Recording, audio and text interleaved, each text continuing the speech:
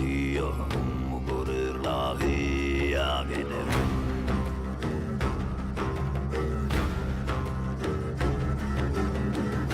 dışarı begin gazi muguruldur gey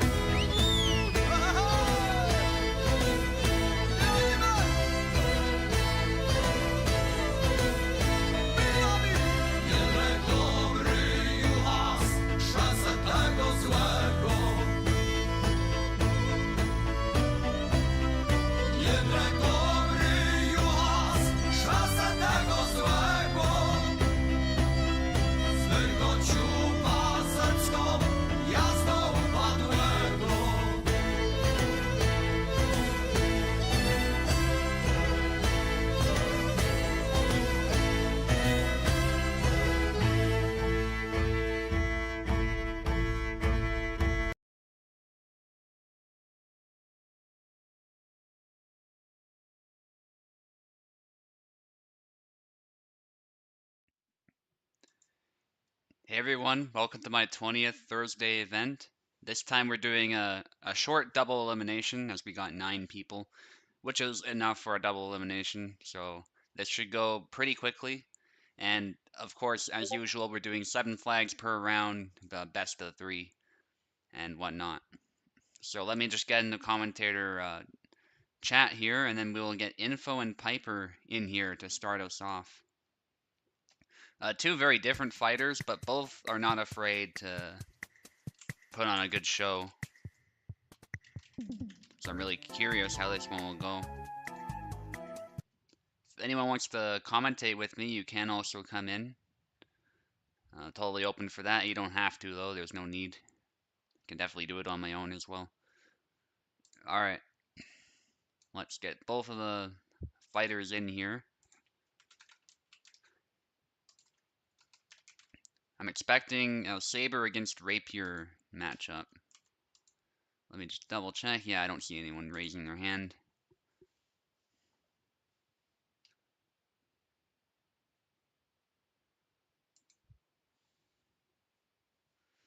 And let's get these fighters in.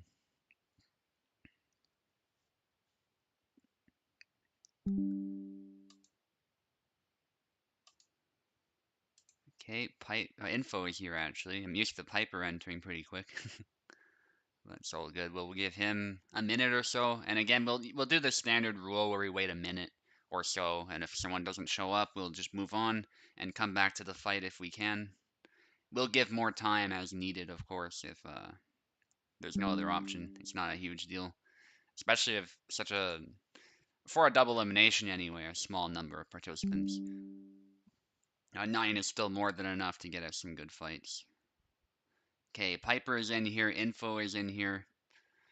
And a reminder to the fighters, by the way, that I run double eliminations a little bit differently from Venator. So here, wins are what matter, not points. So it'll be best of 3 and whatnot. And yeah, just make sure you win 2 times and you'll be good to go. That's all you gotta focus on, no points or anything like that. But, you know, to be fair, best of 2 is also pretty fun as well in its own right. Let me double check the sides quickly. I changed the title. Info on the left, Piper on the right.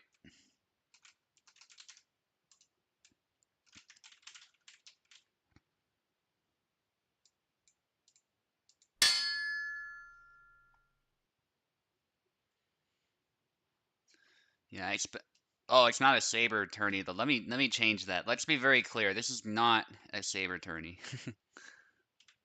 This is any weapon goes. We're not doing another saber tourney. Yeah, I just noticed that.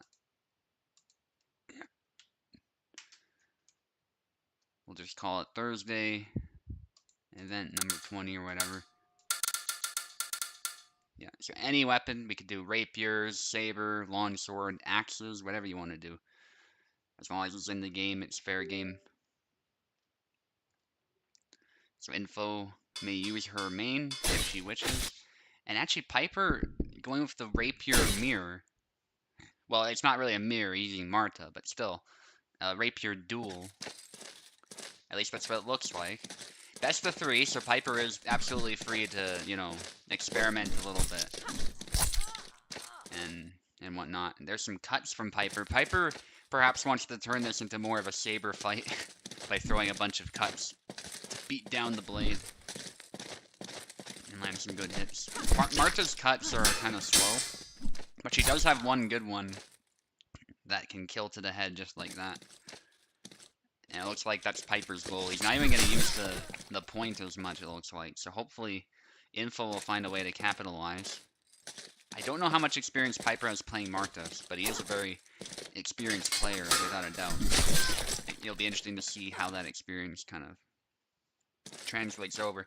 Piper is someone who likes moving around a lot. Perhaps Marta's not necessarily the best for that on the surface, but I've also found her sidestep stabs are pretty lethal, particularly in a rapier matchup.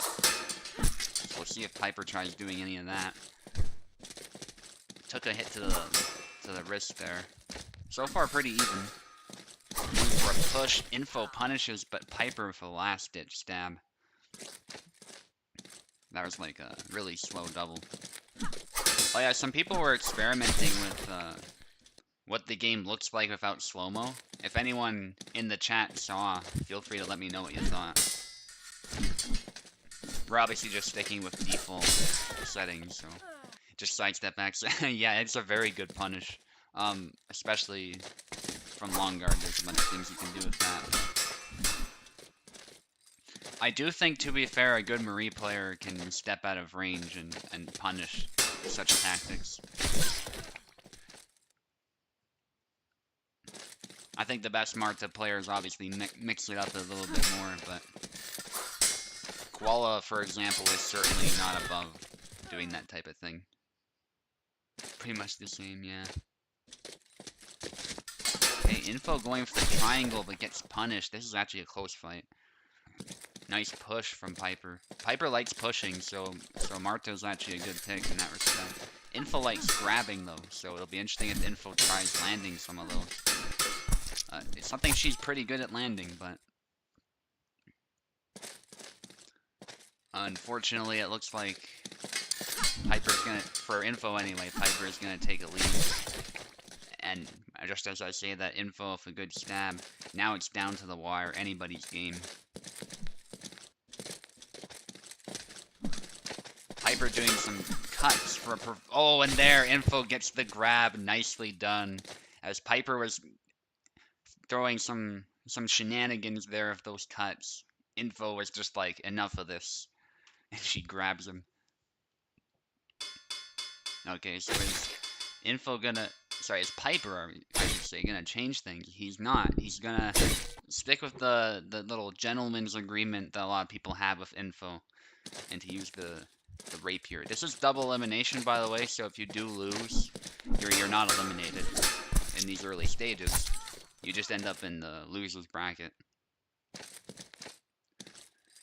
Eve cheering Piper on because they're both from the UK. Piper's my student, so in some ways I'm hoping he wins, of course, but Info's a new member of the community, and I always like seeing her show some style points with Marie, so I would not be upset if either one of them won.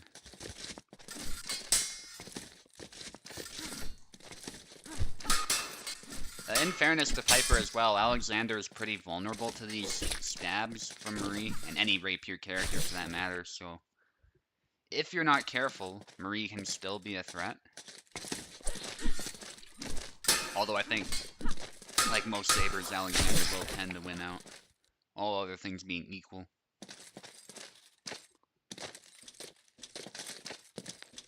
That said, though, Marie's, it's not the double lunge that was buff, but the first part of the double lunge. I'm pretty sure that was buff, as far as damage, because I've seen it one-hit kill more reliably. It aims for the heart better, I think.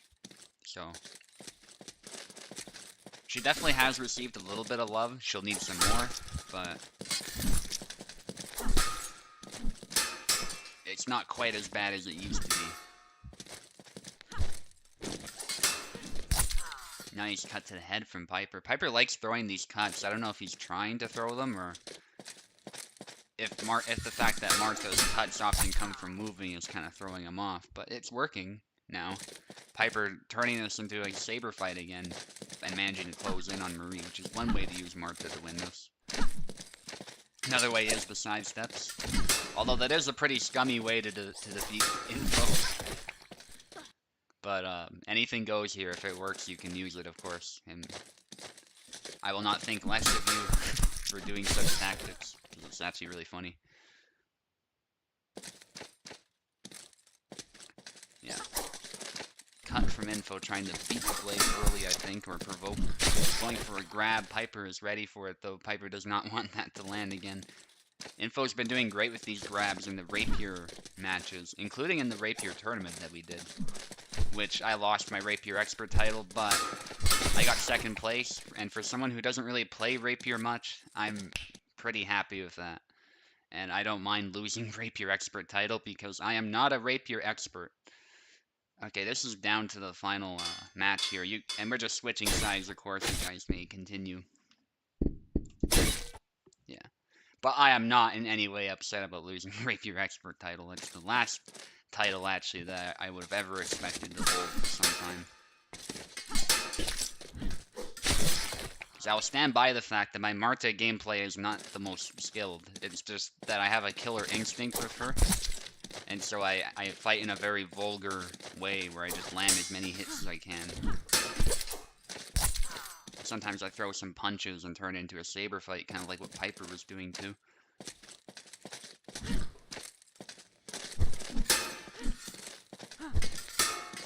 If it becomes a saber fight, I mean, I'm pretty good with sabers, so, you know, it can work out then.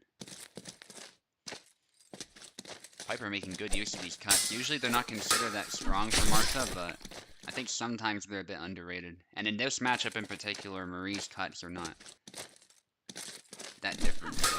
Vulgar Destreza Expert. Yes, I can claim that at least. Yeah, I can certainly claim that.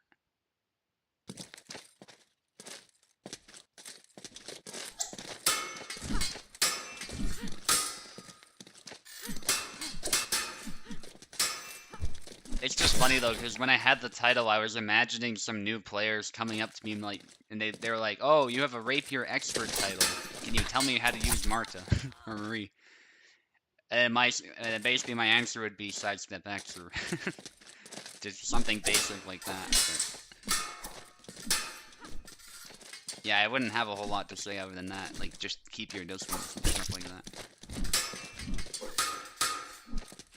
It would be kind of hilarious if that happened. It didn't, though. I can certainly tell you how to play most Saber characters, though. And Isabella, as far as longsword goes. Okay, as we speak, though, Piper taking a pretty significant lead here. He seems to have Marta figured out, and Info needs to change something. Sidestep Y almost gets cut again. And that's what Piper's doing. Piper is sort of turning this into the type of fight that Info doesn't want. It's not that Info's afraid to close with you, it's that Info doesn't like engaging in cutting matches. Well, I say cutting matches. Piper's doing some stabs now too, but essentially turning it into a saber fight in some of these flags really worked into Piper's favor, I think. And so it's a 2-1 victory for Piper. And I think that was just an example of experience winning out. Info is still quite new to the community, but she has shown us some incredible performances, and landing grabs on experienced players is certainly not an easy thing. So she still deserves tons of credit for many of the performances so far. And in a Rapier mirror, she is definitely not someone to underestimate under any circumstances. Okay, let's move on to fight number 2. That means Design Flaw against Oak. And I'll actually do it in competition calls this time. So that's where I should do it. Yeah, Oak is always ready to join. Today is no exception. After that, we'll have Platypi against Eve, which is a really exciting looking fight right there. Obviously, Platt hasn't been with us for... I mean, he's been kind of in and out, like, this month, but he definitely took a break from the game for some time, so really curious to see how he'll do against Eve, who I think... It's pretty safe to say, I think that Eve is one of the best players in the game currently. His Gideon is just dangerous as hell. And every tournament he seems to get to the semifinals or the finals at least. If not, he'll win it oftentimes. So Platt has his work cut out for him. But again, if he loses, it's not like he'll be out. So at least there is that. But not a very lucky matchup, I suppose, from that perspective. Anyway, Design Flaw will take the left and Oak will take the right.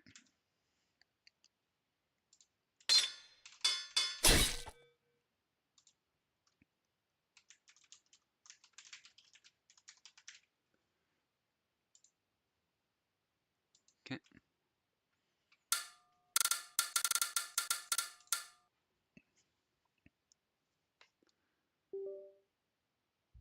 You're a Marta main now.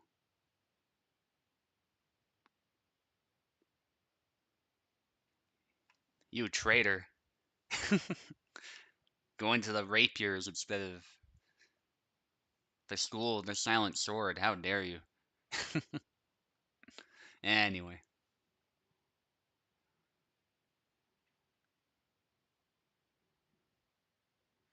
Okay, Oak possibly having some problems. I did give him keyboard, so I'm not sure what's up, but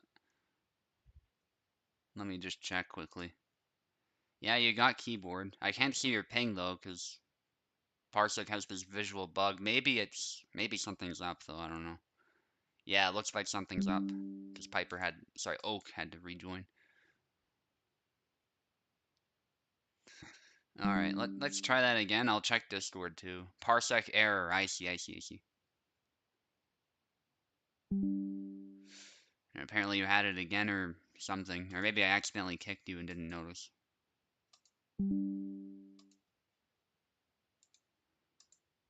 Okay, let's try again. Should be good now. Okay. Okay, Parsec did something strange just then. By the way, you might have noticed, I tested the FPS, and we're able to do 165 again. Oh, somebody's taking control. I think that means Oak is good. He's probably typing or something. It's all good. But yeah, we're able to go back to full speed. I don't know what was happening that one time. Apparently Kubel wasn't that surprised, so it was something to do with the game. But I don't know. Maybe he optimized it better or something, but now the physics still look really clean and whatnot, like before. But we're able to go back to full speed, regular settings that I was doing before. But we'll keep an eye out for slowdowns. If any slowdowns happen that really interrupt the experience, we can always go back to the settings that we know work. So that's how we'll do it. If we see any big problems, we'll definitely address them immediately. It's good that we know what sort of settings work in case the game decides to do any shenanigans like that.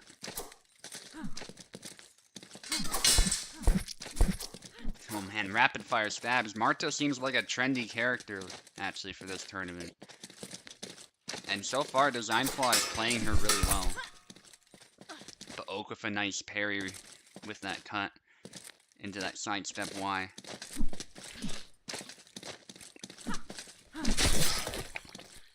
Yeah, I'm not seeing really any FPS drops.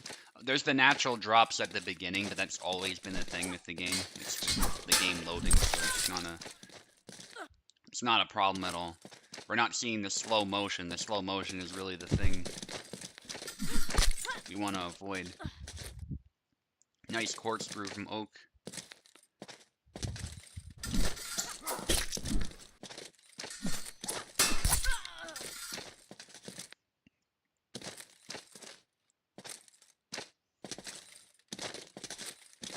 So Oak is using a lot of attacks from long guard and trying to close in. And so Design Flaw's goal is to try and stop him from closing and to maintain distance with some nice counter attacks. Corkscrew, but gets stabbed anyway. Nice disengage actually from Design Flaw. That's something I wish rapiers could do a bit more of. Design Flaw probably did it with an attack, which you can definitely do with Marie as well, but I think rapiers should have more of an ability to do it deliberately. And there's the stunning again from Marta that Design Flaw just did. And I think so Venator was saying the move probably has a problem, the sidestep X that I was doing, but I think Marta just stuns you really well. I think she's just really good at stunning in general. Because honestly, you can stun lock with any of her attacks. It's not just the sidestep. So it's possible the 11 damage thing was not applied to her for some reason. But it's one of those things where I think the stunning is actually what allows her to be viable sometimes. So I don't think it's a huge deal. But I do hope she'll get some accuracy buffs so that she doesn't need to do any of that to win. But anyway, Design Flaw takes the first one. That was really nice retreat Y to the arm there. Oak, if you can do RT, it might be difficult on keyboard. I'll just do it.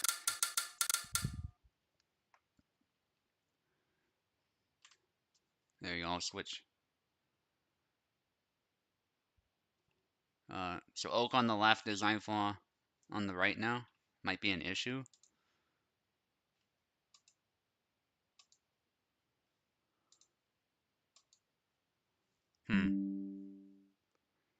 Disconnected. Oh, okay. Yeah. Because we usually do round robins. That's fine, that's fine. You still gotta fight. Yeah, you're not done. But I gotta give credit to Design Flaw for playing Marta really well. He seems to have fallen in love with her a little bit in the Rapier tourney, but he actually goes with Calc this time. And it might have been a counter pick to Laszlo, which, to be fair, Calc is a pretty good counter to Laszlo, so that's kind of interesting. They both switch characters, so I'm really curious how this one will go. Oak is a really dangerous Laszlo, so definitely should watch out. Although Laszlo historically does struggle to defend against stabs, just like Alexander, for example, so I don't blame Oak for going with Rion first. I think even against Rapiers, if you play it a little bit wrong, there is a chance that Marta could punish you as Laszlo. And Calc obviously has all these cuts, so potentially it's worse, but what Laszlo does have, though, is he has a decent stab, at least, to counter from long guard, and he also has a lot of fast cuts up close, so if he manages to distance well with the in and out game, he can definitely do some, get some work done up close against Calc, who also lacks stamina compared to Laszlo, as we saw there. Although Design Flaw almost saved that with that tired swing, that was very close. Design Flaw off the 1-2 combo, like the cut into thrust. Nice exchange, Oak going low, doesn't kill, but it was a good hit.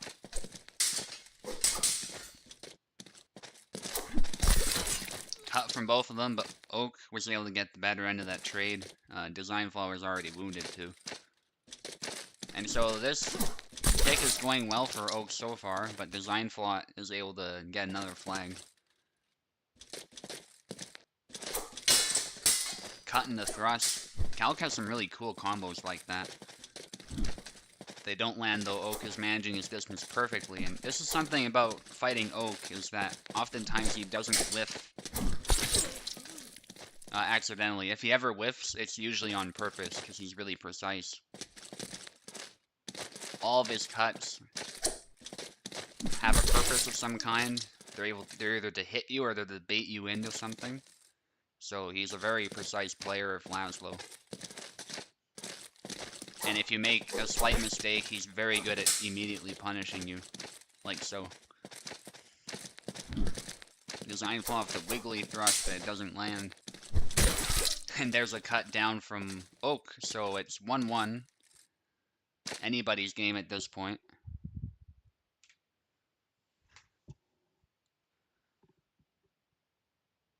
Design Flaw on the left, Oak on the right. You got Laszlo from Oak. Oak feels better with Laszlo. And who's Design Flaw going to use? He's actually going to go back to Calc. I guess he doesn't like Marta in this matchup. I thought his Marta was really good. But obviously he prefers the cutting ability of Calc, perhaps, in this matchup. Instead of just being limited to stabs for the most part. But Oak is also a really good Laszlo, so there might not be like a pick that objectively will win. He's very precise, so we'll see what Design Flaw can cook up. Obviously, he has an adjustment in mind or something. Nice stab after the wiggly thrust. So very good at following it up there. And I think that's what Design Flaw is doing. He's following up some of these attacks better now. And hopefully, for him, he will land those. I think that's the plan.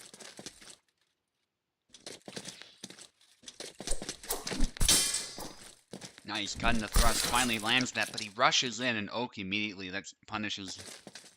And that's what I mean. Like, Oak is just really good at punishing you for small mistakes like that. blade stab, but counter thrust from Oak. Nicely done.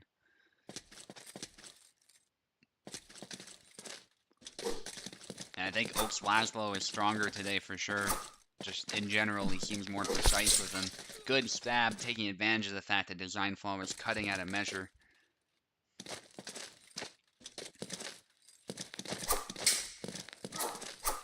We haven't seen Calc in a lot of tourneys lately.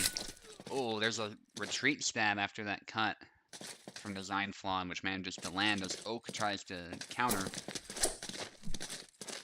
So I think Design Flaw is trying to read Oak's counters now and hopefully punish him as he tries to go for them. And so far, actually, he's coming back. That was really well done. Calc's dash-ins don't work as well as before. Interesting. I found the dash snap cut works, but I think you're talking about the stab.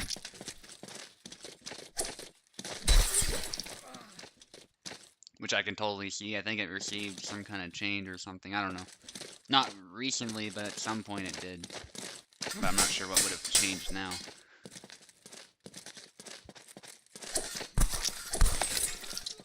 Not for you anyway, I see.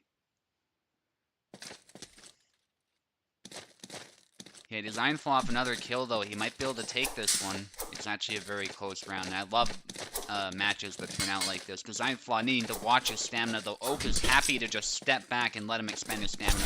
And while Design Flaw did land a stab, it wasn't a particularly good one as far as damage. So now it's totally even. Yeah, and I think Oak's plan now is to use Laszlo's footwork to the best of his ability and stay out of danger when those stabs are coming in. And a nice sidestep getting it to the side of the thrust. It still kind of landed, but it didn't land very well because he moved. And his counter thrust was really well landed, so... Again, you're not eliminated Design Flaw, but... Oak did a really good job there, as did Design Flaw coming back a little bit. But unfortunately for him, Oak was able to win out in the end. Dash-in upcut, I see. I found the dash-in snap cut still works. I was using him a little bit, but... You obviously have to be very good with the timing, though. Platt against Eve now.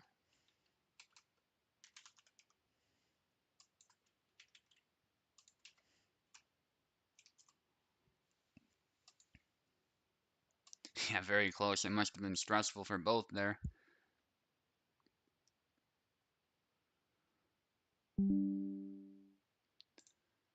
Okay, Platt is here. Eve should be here pretty quick, too. Although he did say, I think he has to, like, kind of, he has to cook or something. So he might not be here right away, depending on what he's up to right now, but we'll see.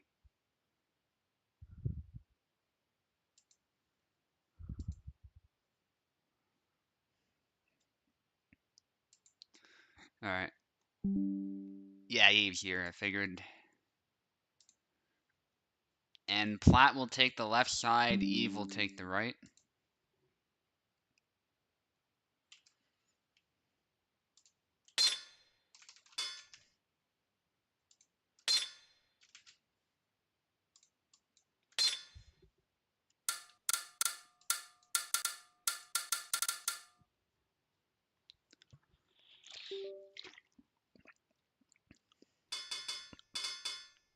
So Platt is going to go with Marina, and Eve might go with Marina as well. He's thinking about it. He probably thinking between Marina and Gideon. Maybe he wants Sava to be out. Unfortunately, he's not. You gotta go with someone else. You gotta go with Marina. So this is a Marina mirror, which we actually don't see a lot of. A lot of people have realized she's not sort of the be-all, end-all, so you gotta actually master her to get her to work. But Platt has shown us some really good performances with Marina, and I'm pretty sure Eve has as well, so...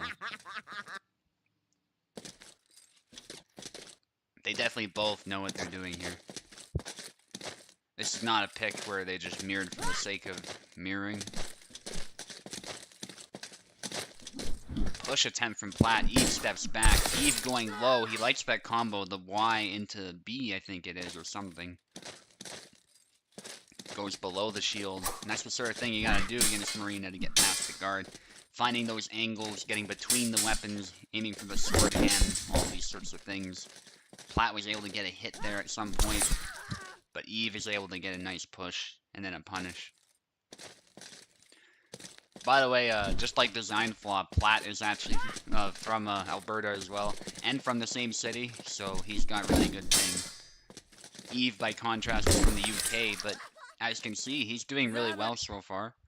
Not that ping is the be-all end-all, it really isn't, but obviously it does play a role, just like most games. So, it is definitely a disadvantage that Eve has to deal with, but honestly, he can play well on any host. He's an incredible fighter, and Plat, so far, has been giving us some good performances too, so...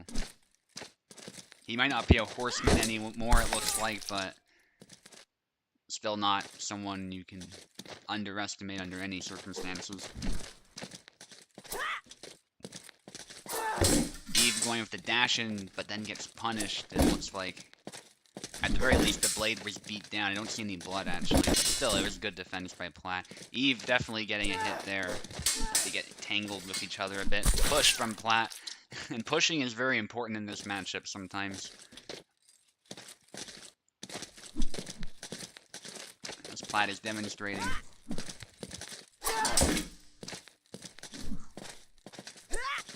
Going to the side, Plat, but doesn't land the hit, and there's a double as they both go for an attack.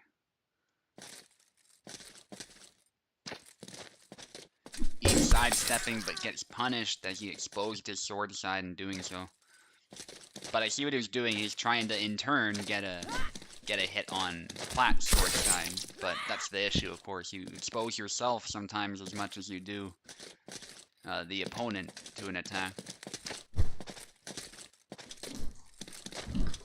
That's where the positioning game comes into play. Nice low cut from Plat. Push from Eve. Nice leg void from Eve as Plat goes low. Plat goes for a push. And manages to hit Eve there. That was well done. The retreat X covering the hand. Then goes for a push again. After testing Eve a little bit. Seeing what he would do, he decided to push. Next was the optimal move.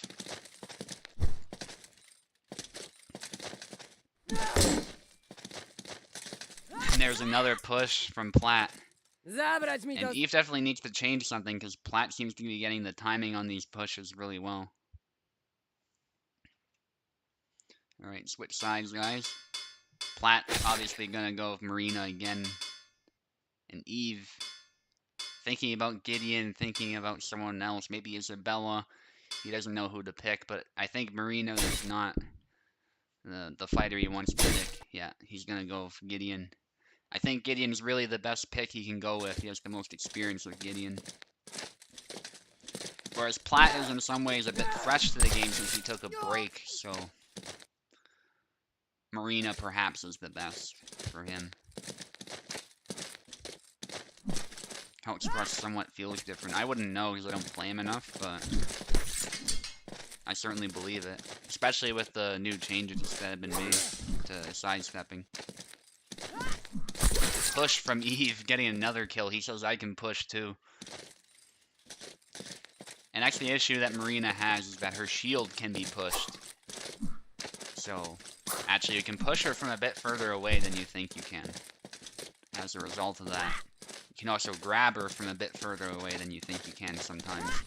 Especially if she's moving in and not landing a good hit on you. Grabbing can be very important in this matchup. But you can also just sit back and find angles and sit outside of range. And Eve with a nice angle around the shield. I honestly think Gideon is actually one of the better characters to fight her because Marina, believe it or not, has the lowest HP in the game. Lower than Marie, lower than Samuel. Especially that shield arm. The shield arm actually has the least HP. To balance the fact that it has that defense aspect to it. And the rest of her body has pretty low HP, so in a straight up brawl, Gideon will actually tend to win. Because Gideon has just about every advantage. Whereas Marina has to really pick her shots carefully, and that shield does not prove to be as big of an advantage as you tend to think at first. Plat doing some good movement there, a little slight hit there if that retreat X, but Eve is totally fine. Just has to watch his stamina a bit probably, and there's a push from Eve.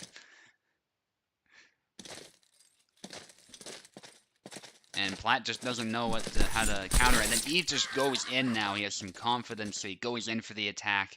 And despite the fact that Plat was ready to guard those attacks, Eve was finding a nice angle, so he got right around the guard. They both go for a punch or a push. And oh my goodness, they're getting really close to each other here. Eve with a cut. Plat, however, able to sidestep and hit the arm for his first flag this round. So this is coming down to the wire potentially if Eve wins this one.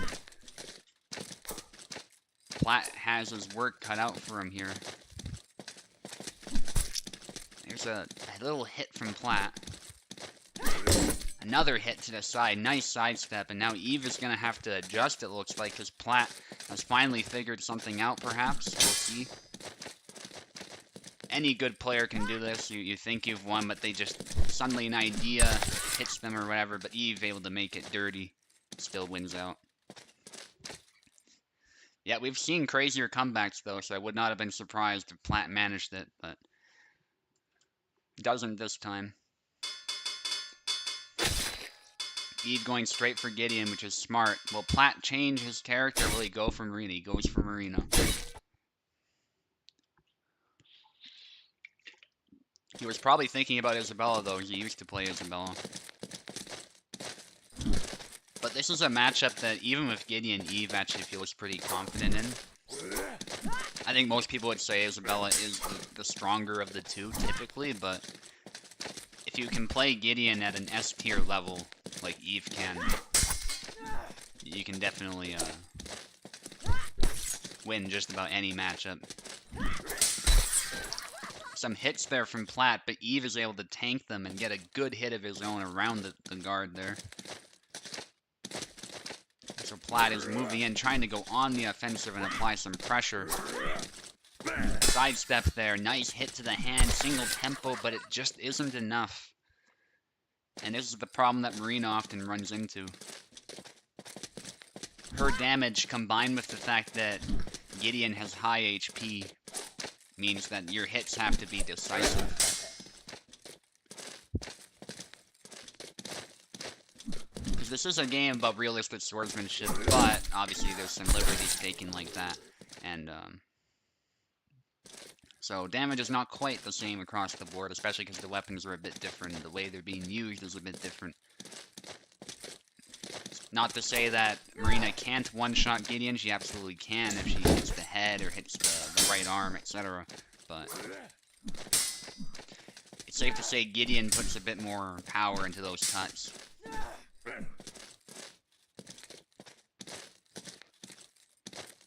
And can match her with speed pretty well, actually. So, tough matchup for sure. Nice guard from Eve. Big cuts from Eve. Plat tries to punish them and lands a bit of a hit. Going for a push. Both going for a push. Then they both go for a cut. And it's predictably a double. This round is shaping up to be much closer as they both kind of adjusted to each other. But Eve sniping the hand. That's something he's very good at those A cuts. Perfect snipe to the hand. And again, trying to snipe the hand, but Eve retreats when he doesn't like what's happening, which is fairly smart on his part, I would say. Because you just never know sometimes. Perhaps Eve could have grabbed, though. It's hard to say, but retreating is a totally fair option. And nice. Plat deflecting the sword with the shield and hitting the head. Eve with a nice feint, but it doesn't quite land. Trying to snipe the hand again. Plat moving back. Yeah, that's what Eve's going for. He's going for these hand snipes where the sword is instead of where the shield is. And both fighters they're moving a lot. They're trying to engage each other, but initially, anyway, now Plat is able to close in, but initially they were sort of keeping their distance fighting from max range. And these dynamic fights are always really entertaining to watch. Eve again going for a hand snipe, but it doesn't land. And Platt is trying to force him up against the wall, but Eve with a push. Another push from Eve.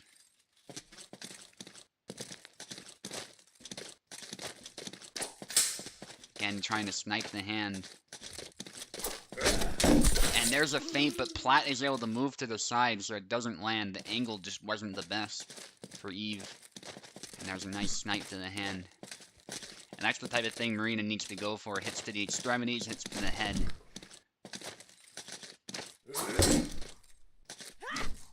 Trying to snipe the arm there by forcing the guard low, but Eve is able to move back. Oh, and a nice barrage of attacks from Platt eventually lands. It seems like he's figured something out. It's not quite as easy as it was before. Eve moving in and out, weaving. Nice block, barely surviving after taking a hit. That would have been nasty if Platt was able to land a second hit. There's a push from Eve, though, hit to the head. Maybe that'll be Eve's strategy going forward, just making it as dirty as possible, because that's where Gideon really excels.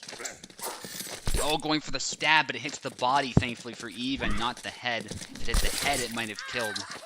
It can also kill, in my experience, if it hits the right arm for a Saber character. A-B combo, which is a good combo here, but Platt is able to move back. Moving like a boxer. There's a hit to the head. That dash works really well if you hit the head. Platt taking a risk, but it definitely paid off. It's literally down to the last flag now. Another close match. You gotta love these close matches. Goes for the left arm there, and Platt does land it. But it doesn't kill. Eve was able to long guard the thrust, but then he got a little bit greedy and tried to punish it, but Platt was ready with the retreat cut. Good fight. Excellent fight, guys. And Platt barely comes out on top. And now I'm going to be fighting Wiggly, which is pretty exciting. Wiggly's a tough opponent. And he's cooked up some interesting things with the Saber lately, so really curious to see how that'll go.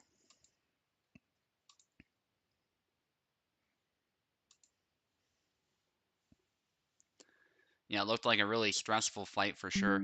After this, we'll come back up and do Apostle versus Piper, because we got to complete the loser bracket, of course, so. Alright, Wiggly, you're actually on the right. Oh, sorry, on the left, I should say, and I am on the right.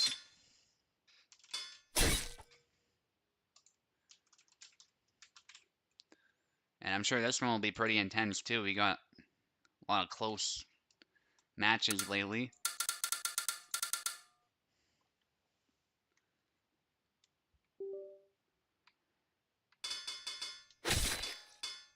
Yeah, I'm not going to reinvent the wheel. I'll just go with my main and see how this one goes. He's using Yawn, though, so I might regret it, because Wiggly was training under Luck for a bit, so he knows the moves, so I gotta watch out.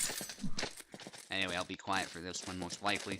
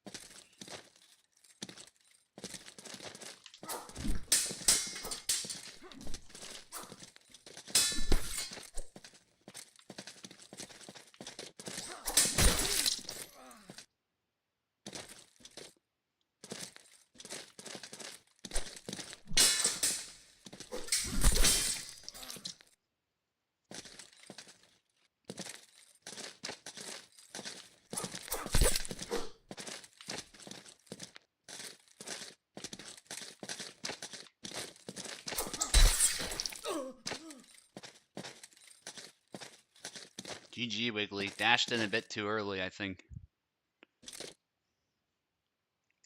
Alright, switch sides. That was a nice round. Definitely doing a good job of replicating Luck's style, I think. Thankfully, I've seen it before.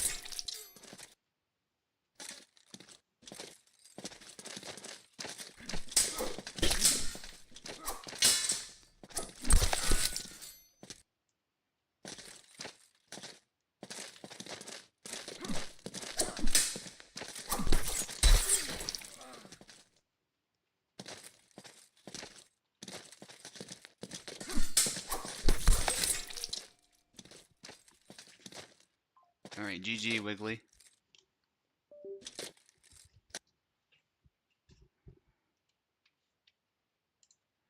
Went better than I was expecting, to be honest. Alright. Postal against Piper now.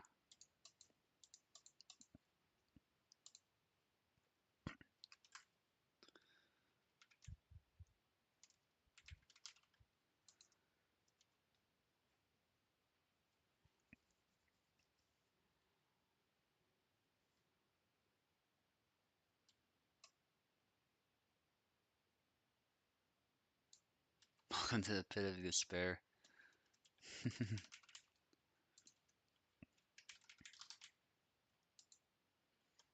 Alright, let's get both of these fighters in.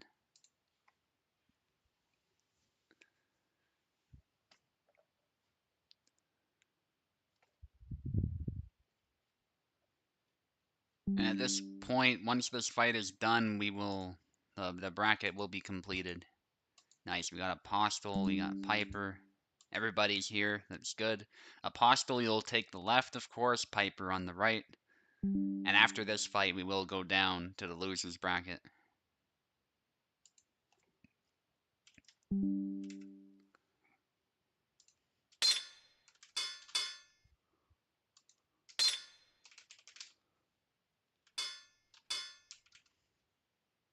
Okay.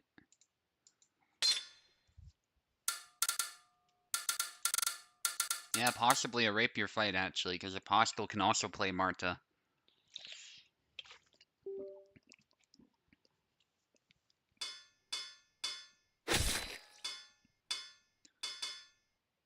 Are we going to see a rapier duel, or is Apostle going to go for a saber? He's going to go for Dusak. He's going to go for Tarnowski, so really curious to see this one. Apostle going all in with cutting, and Piper going all in with thrusting. And this might go very badly for Piper, actually. A shame to see him betray Alexander. But let's see what he can do. Nice cut into thrust, actually, from Apostle. That was really quick. And Piper was not able to respond in time. He was landing some hits, but nothing as that was as threatening as that. Nice exchange, actually, between both fighters this fight. going for a cut. Apostle quick with the riposte, but it's not able to land it. Good retreat thrust from Piper, but he actually needs to watch his stamina, not something you see with Marta often. Apostle going with some big cuts, but Piper is able to disengage. There's a nice stab from Apostle.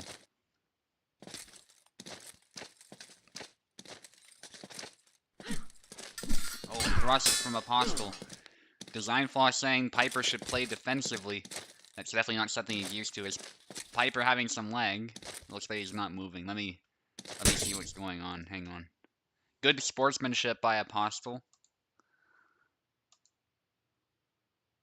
Okay. I don't see anything from Piper, so let's... I didn't mean to do free camera. Let's just lawn guard when you're ready, and we can continue. Yeah. So Piper just had a lag spike, it looks like. Keep the range. Yeah, 100% was lag. Probably just a spike. Piper sometimes has issues, even on European hosts. It's just his internet. But combine that with the distance, and obviously the potential for spikes on Parsec is much higher.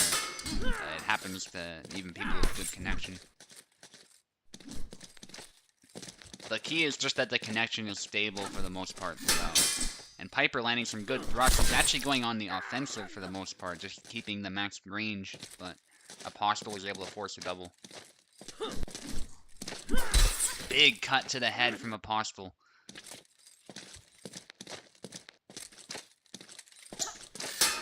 Apostle going in. Nice cut. And Piper's really struggling. Vulgar Destreza. Yeah, I mean, ideally that's what Piper would need to do here. Ooh, a stab. Sidestep X Piper to the left. Give that a go. As a punishing tool, it's very good too. You don't actually need to spam it to win with it. It's just that the first one doesn't kill, often you can keep going. And that's where you get the hilarious moments where you can circle around your opponent completely and they can't do anything. But the key with that thrust is if you're using the stab, it can kill in one shot. It's been an hour already. Has it? Yes, it pretty much has. Wow.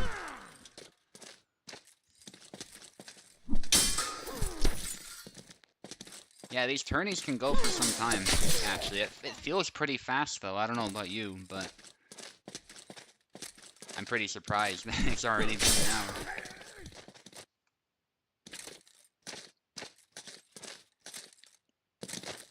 Time can sure fly.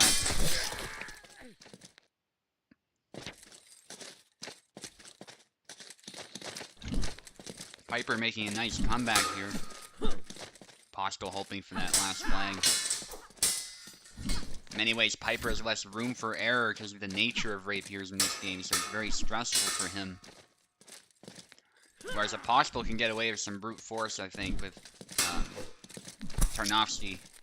But he's got to be careful, those side steps from Piper. Enabling him to get to a good sign. Yeah, it felt like 20 minutes. That's a good sign, yeah, for sure. That it's a good tourney. The worst ones are where you get technical problems and they last a long time. Because you really feel it.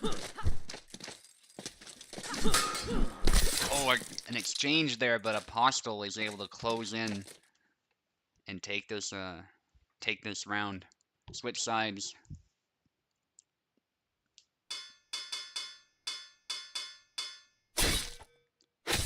And now they're gonna mirror. I love it. Apostle's like, I can beat you in the rapier duel too.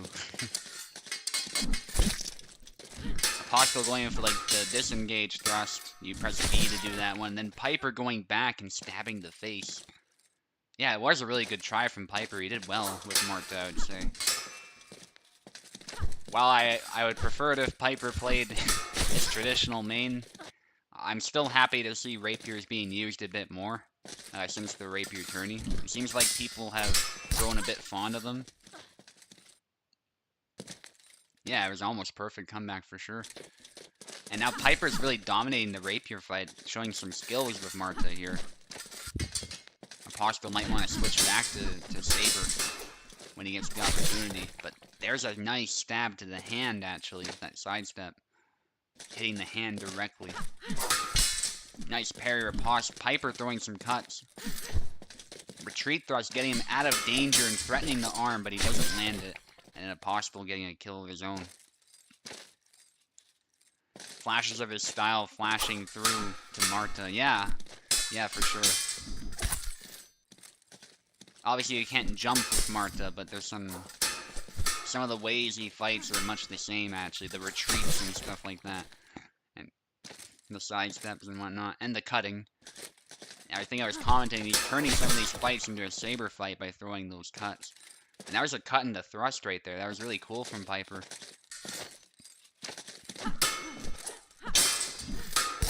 And then a cut, and then a thrust to the face. Beautiful from Piper. Sidestep in Quartada, cuts the arm. If that hit the head, it would have killed. There was actually 2 cuts, and Apostle not looking good of HP or stamina, and there's a stab to the arm. Dominant performance from Piper once they switched to the Rapier duel. Looks like we're going to have to switch once more, as it's another close one. And here's the thing for Apostle, even if he does switch to Tarnowski, it could very well be a close run match. Again, because it was a close match that first round, keep in mind. It was literally down to the last flag. So Apostle going with Barabash is considered one of the best sabers to counter Rapier. And Apostle can definitely play Bara, so... I was kind of expecting Barabash from him earlier, actually. When did Piper get so good with Marta? I don't know. We got some secret Martas in this tourney. This is the tourney of secret Rapier fighters. Hawk still having a hard time as Piper plays crazy. Yeah.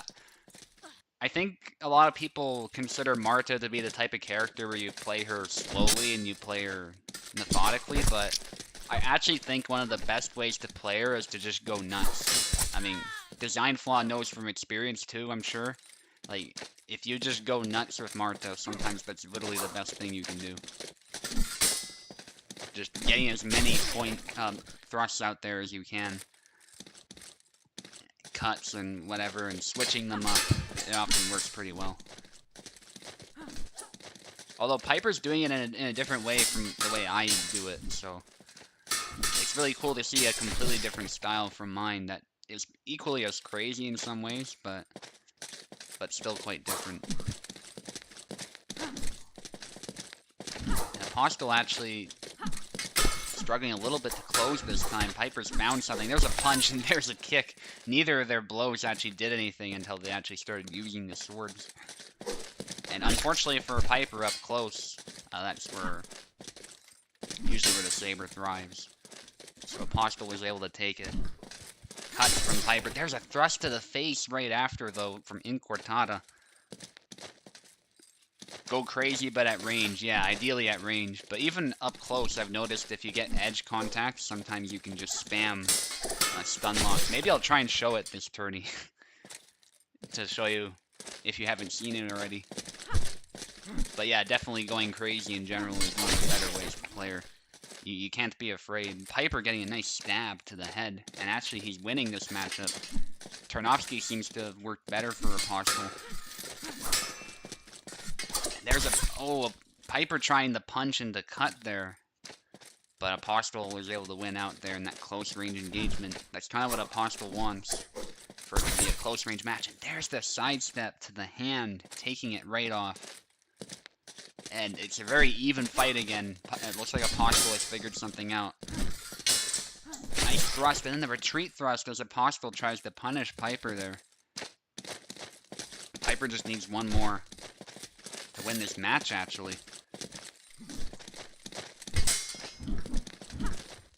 Crazy twist and turn here. Apostle some cuts out of measure, and he's got to be careful of that because Piper is doing the right thing here. He's always threatening with attacks at his range and not at Apostle's range. So the danger is if Apostle gets a bit too close, but he's still outside of his own measure, then Piper can easily get a free hit potentially. So Piper's doing a great job of always using the full extent of his reach. And even using some good cuts as bait and sometimes as ways to simply go in and attack, and Piper able to take it here with that retreat thrust. Maybe Marta is more viable than we've given her credit for. Marta's push is good. Yeah, definitely a good push. In some ways a little bit slow, but I think it's one of the better pushes in the game for sure. Alright, now we're in the loser's bracket. Wiggly against Info.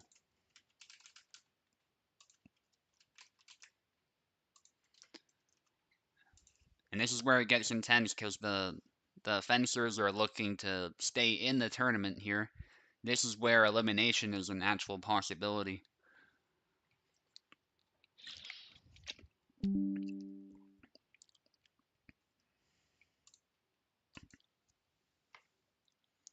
Okay, Wiggly is in, waiting for Info now.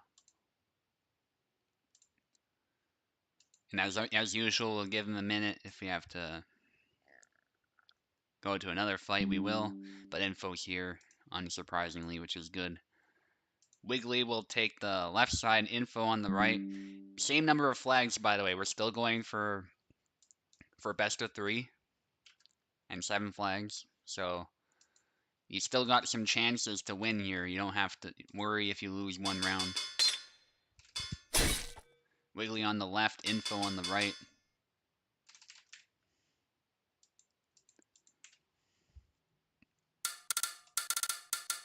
Yeah, beautiful performance actually from Piper.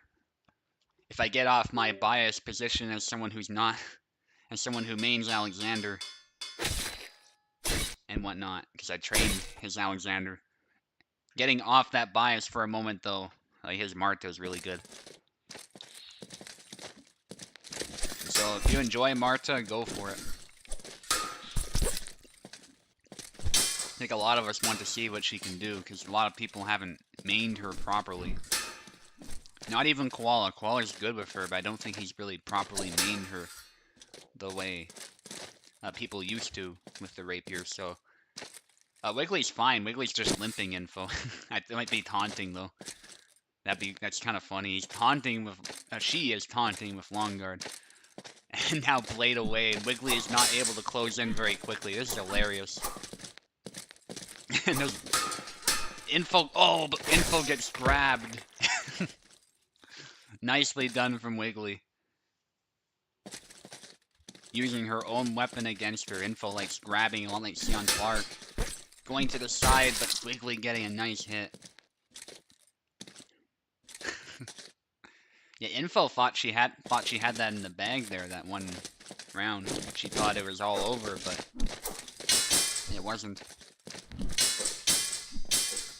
Cuts from Wiggly being very reckless and pays for it there. Info getting some stabs in there.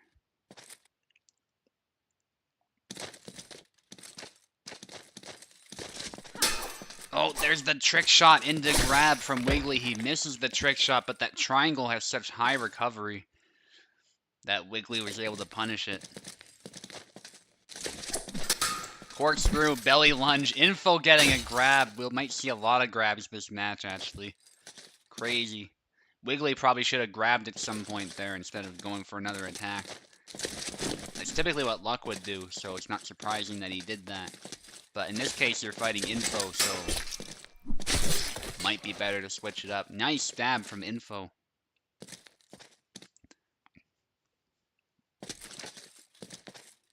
This feels like earlier in the year when rapiers were actually still viable. Because Info actually comes out on... is actually ahead now. With flags. We'll see if she can hang on to that lead or not. Nice blade beat from Wiggly, and just keeps going with the Maestro special.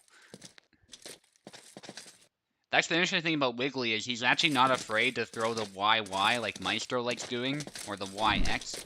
So, he's kind of got a mix between Luck style, but he also looks a lot like Maestro sometimes when he throws all those cuts out of nowhere, just disregarding defense completely and going on the attack. And he likes that cut into downward cut. There's a nice hit to the dome from Info.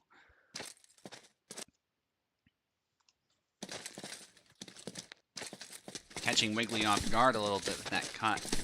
Rapiers can cut too. There's a stab though from Wiggly. As Info ran in, which probably increased the damage. And there's the triangle, Wiggly moving into it, it looks like just a little bit. And Info was able to stab him all the way through.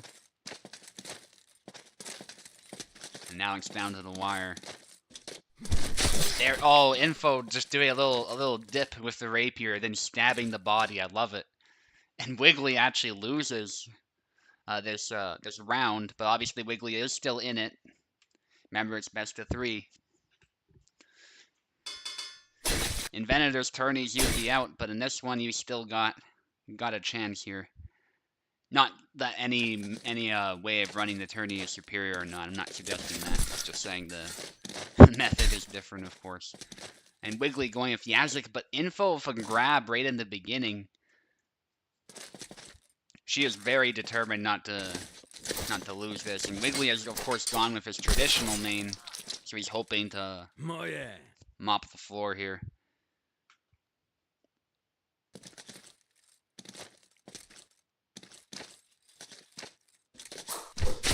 Big cuts from Wiggly, but again, Info does that move where you dip the rapier a little bit, then you stab the body.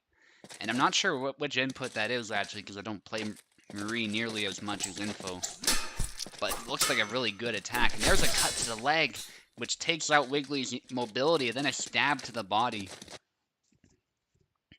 And this is the beautiful thing, is we're actually seeing people dedicate their time to rapiers now.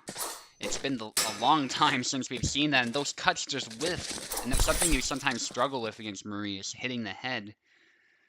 And I think Info is just off to the side a little bit too, which made it really difficult for Wiggly to land.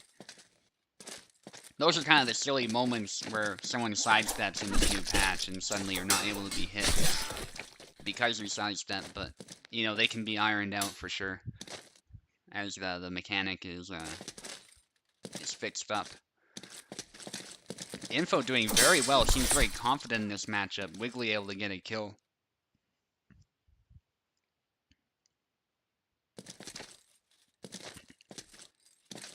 And now we're really starting to see, I think, an improvement in Info's style. There's the Brzezowski shuffle from Info. That's something Brzezowski's really known for.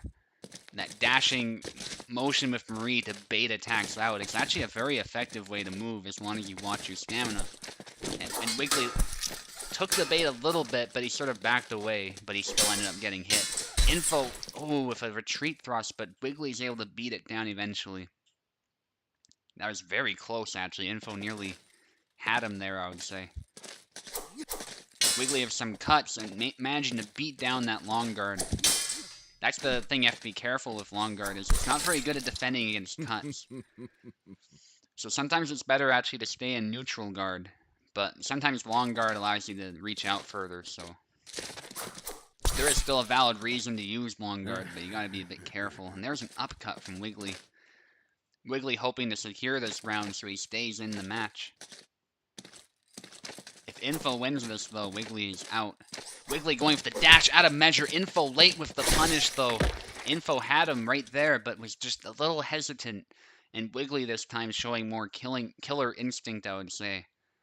And that allows him to win out. We keep going. We got another round. Whoever wins this one wins the match. A lot of 2-1 victories here that have been very close. Somebody picked another map, I think. Because that was not me at all. Hopefully we got the correct map. Yeah, it's a different map. Sorry guys, we gotta head back to the main menu and try this again. Just allow me to select the mouse, guys. It's a little bit easier that way. That way we're not fighting with each other for control. Info, take the right. My cursor's disappeared, but you're still on the right side.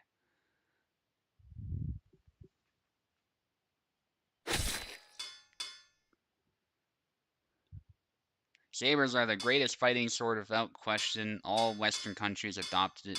Napoleon's hussars are the greatest example. Sabers are very good, there's no question about it.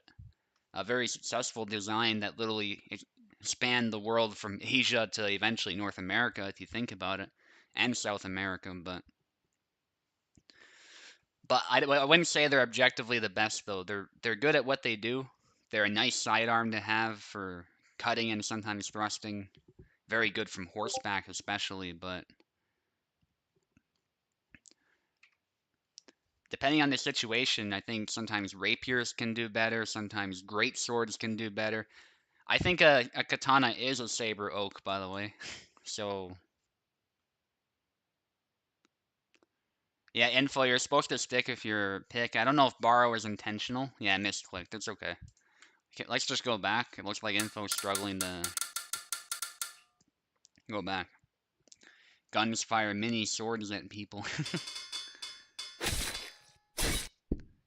Yeah, but can a saber beat a katana? I mean, obviously that's for memes. but in all seriousness, I would say a katana is a type of saber. And believe it or not, the Japanese would actually call all sabers a katana, because all katana is referring to is the fact that it's a double-edged sword. The word they use for the sword that we think of as the katana is actually uchi katana. So, but katana in general is kind of like dao in Chinese. It just refers to anything with a single edge.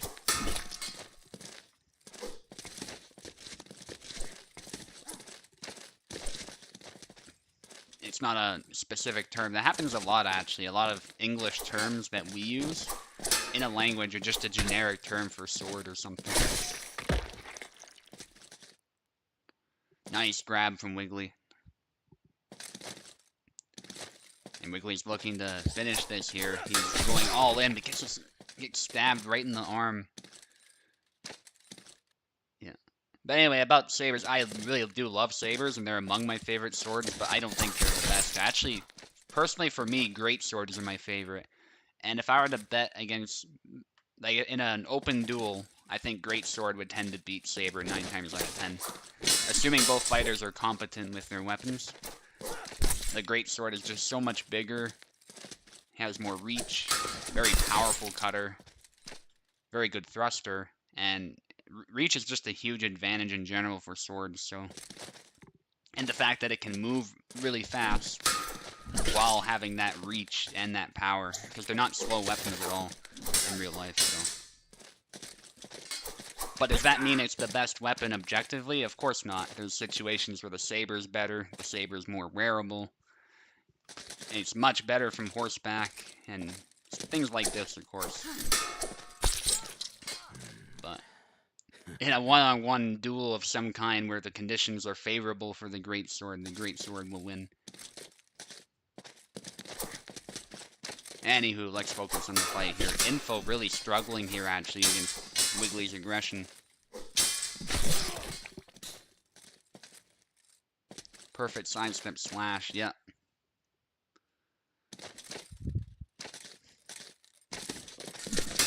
Dashing in, dashing out. There's a stab from Info, but too close to land with the point. So Wiggly was able to win. Looked like Yazzie beat Marie's rapier down with upcut almost. Yeah, I see what you mean there for sure. And Wiggly was looking for a push or a grab or something to end this fight. Info's very familiar with such tactics, and she likes doing it herself. She goes for the grab, but it was from too far away, so Wiggly takes it. And so Wiggly takes the whole match, actually. But that was an amazing fight. Full of twists and turns.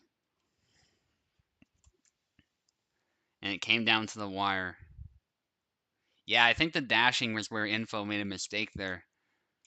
But Info did an amazing job, too. So many twists and turns there, so... Excellent fight, guys. Design flaw against Apostle now, if we go in order.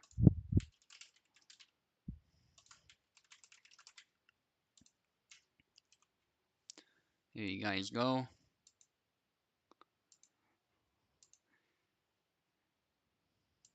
And design flaw, you will be on the left to start.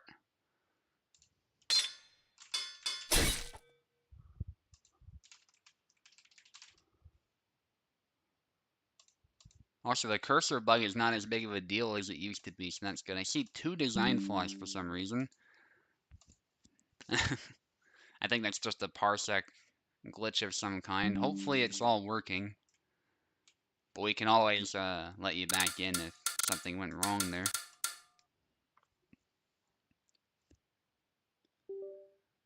Marie's a dashing young lady. Her brain is dashing across the floor. Yep.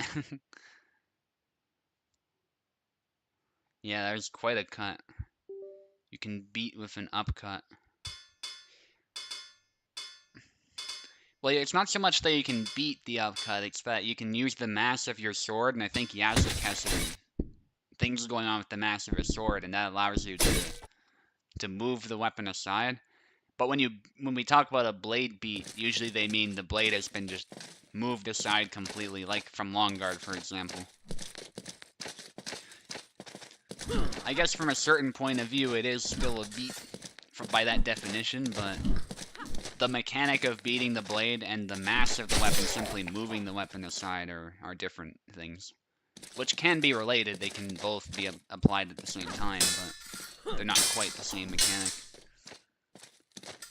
But yeah, it can get buggy for sure. Some attacks maybe do that a bit too much, but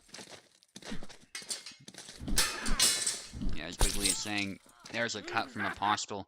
Design flaw again, just sticking with Rapier here, but going with Marie this time, not Martha. There's a stab to the arm. Apostle getting a hit there as well, though. Nice beat with the false edge cut, then a stab to the body.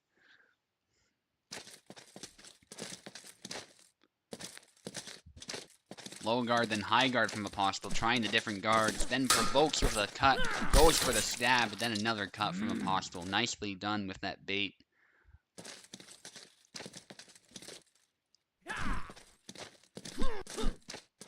Fast cuts from Apostle there, trying to again get Design to come in, and then ties up the blade. There's a nice cut.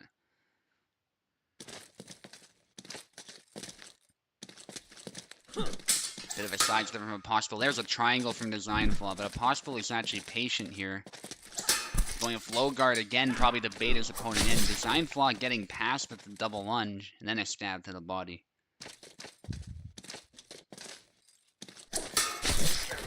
The Crusaders didn't wield greatswords, though. Greatswords are mostly a 16th century thing, and that is long past the period of the Crusaders.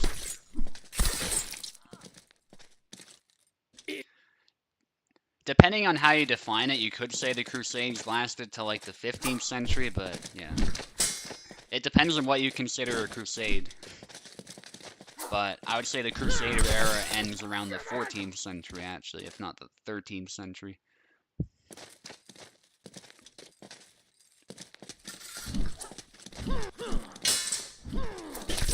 And here's the other thing, too, is that swords are typically not the primary weapon. Instead, the primary weapon are things like spears, bows, polearms, that type of thing. So the swords actually aren't nearly as important as you think. So... And the fact is, straight swords have survived as a viable sword in their own right, so...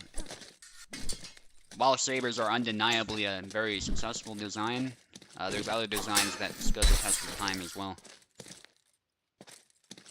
Good to see so many rapiers. Yeah, for sure, Eve. I'm really surprised. A lot of people seem to be using them this time around, and it feels like the old days where people were using that a lot. The patient LG thrust was nice, yeah. Sure. Alright, switch the names. You guys can go ahead. Design flaw. Going with Marta this time after the Marie pick didn't go so well.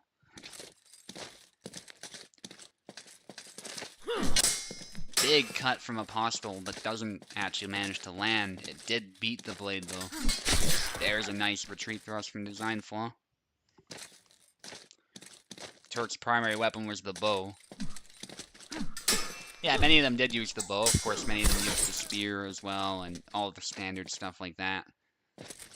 Depends on the type of soldier. They started using guns later on, too, and that was a big part of their victories. Cannons as well. All sorts of things. Anywho, let's focus on the tournament.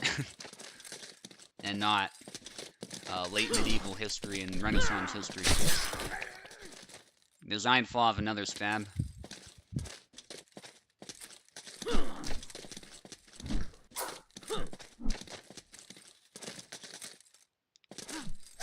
Going for some thrust. Nice retreat thrust after that too, which would have killed Apostle most likely if he went in. There's another hit on Apostle, but no kill. Some hideous wounds actually on Design right here.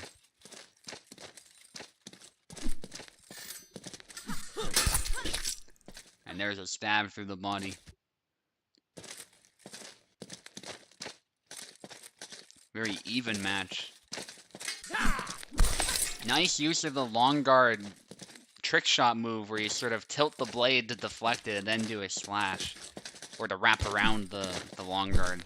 It's a very good anti-rapier and anti-long guard move if your opponent's not ready for it and you time it just right. Design flaw going with the moves I was talking about there to sidestep X, but Apostle was able to escape just in time. It's actually a powerful thrust if it lands properly, so definitely need to watch out for it. And there's a kill for Design Flaw. Just landing a bunch of thrusts, and I think this is what Design Flaw needs to do. He needs to go a bit crazy with these attacks. Still keep his distance, but go nuts with these stabs and just saturate Apostle's guard with them. So Apostle has to be careful here, as Design Flaw has obviously a very clear reach advantage with this rapier, which is a key advantage of the weapon. Plus it can stab really, really well. So Apostle needs to find a way to close in, but Tarnowski, actually, he has good HP and good damage, but he leaves himself open a lot with these attacks, so it's giving Design Flaw a lot of opportunities, I think. There's the spam, the sidestep thrust, nicely done from Design Flaw, the Vulgar Destreza proving superior to his Marie gameplay. And this one, again, is going to be down to the wire, it looks like, unless Apostle can figure something out. Apostle trying to close in, but there is the stun lock. Nicely done from Design Flaw. Now we're going to switch again. Good sidestepping from Design Flaw. He's able to keep him in the match. Okay, who are they going to use now? Design Flaw looks like he's going for Marta. Apostle doesn't know who he wants to use. He's going to go for Samuel, who is pretty good at stopping rapiers. Very nice guard there. Good movement as well. And I think Design Flaw has a pretty clear game plan here, so we'll just see if Apostle can adapt to it. Going for a dash-in snap cut there. Testing the guard a little bit. Going for a nice false edge cut, but doesn't land. And there's a stab to the arm.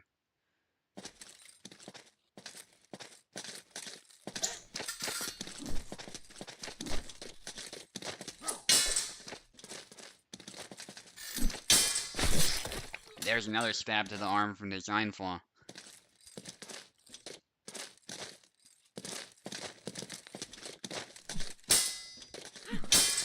Yeah, he's targeting the opening there by stepping offline and just going for a thrust when Apostle doesn't long guard in time. And it's working pretty well. Apostle really needs to find a way to close in like that, instead of just standing outside of his own range, because that just gives Design Flaw more chances to land a stab of his own. Nice thrust attempt, but Design Flaw counters it nicely.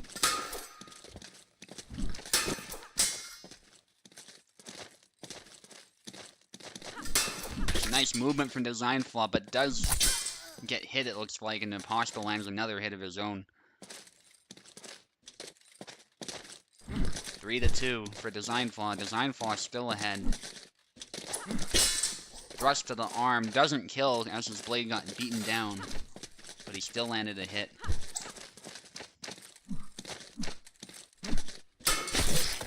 There's another thrust to the arm. Design Flaw, again, doing very good at targeting the sword arm with the rapier.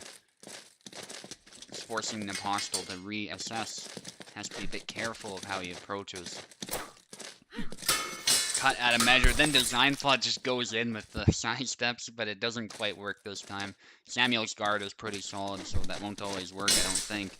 Design Flaw trying to get a grab, it looks like, but Apostle immediately punishes it. And there's a stab to the arm. Now it's even again.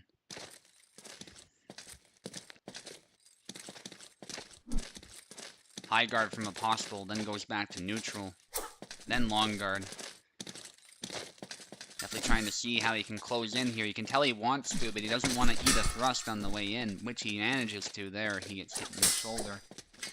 Some good side steps from Design Flaw. Retreat thrust to keep the distance. That's exactly how you fight with the rapier if your opponent's trying to close in.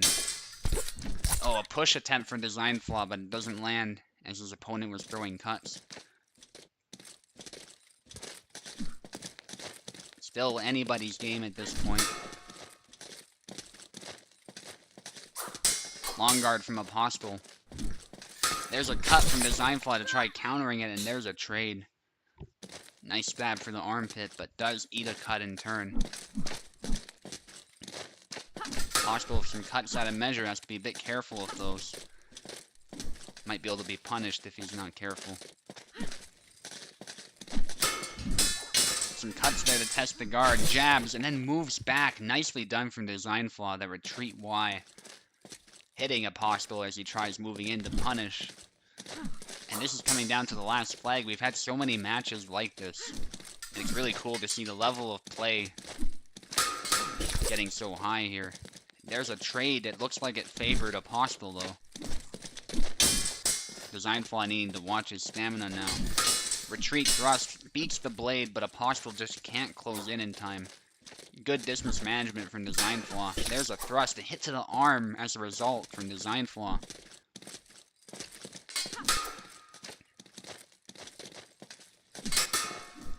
Good use of the jab, trying to sort of poke and prod at Apostle's defenses and see what he does.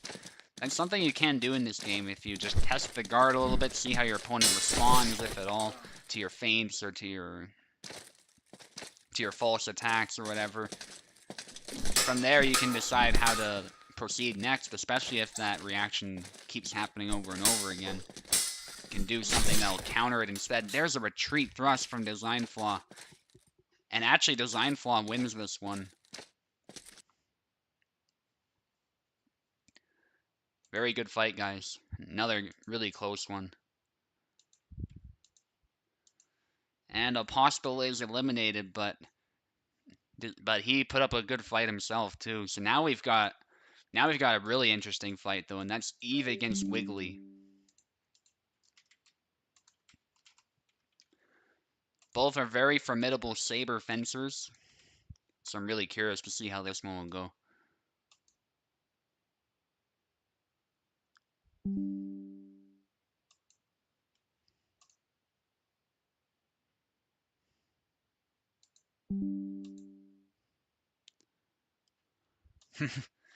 Eve is praying to Hades for victory, but Oak says, of course, that Hades doesn't govern victories.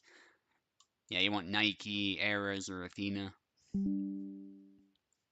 I'd say especially Athena. You probably don't want Ares, because Ares is like all of the bad aspects of war. He embodies all of those. Whereas Athena is more about strategy, more about tactics, and positive side of victory. He wants Hades' strength and darkness. I think Hades actually isn't a bad guy, though. That's the thing. Like, he's one of the more morally upstanding gods, I would say, believe it or not, despite being god of the underworld. But I think a lot of the aspects he embodies are perhaps not something you want to call upon.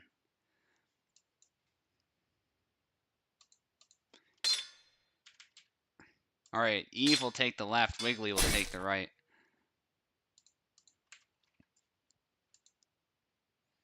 Ares Temple was great in Rome till the war for military. Yeah. The thing is, the Greeks actually never really worshipped Ares that much, though. He wasn't a god that was loved by very many people. Even the Spartans, believe it or not, their patron god, deity of war was Athens. Athena, I should say, not Athens. They're praying to the city of Athens. No, Athena was actually their patron deity of war, not Ares. Because the Spartans were kind of militaristic, actually, so it wouldn't make sense to associate with the negative aspects of war, like dread and these sorts of things. Instead, they're focusing more on the positive aspects of war, so... You could argue there are no positive aspects of war, but that is how they viewed it back then, so Athena is a more fitting deity for the Spartans, despite her association with Athens obviously being in the name.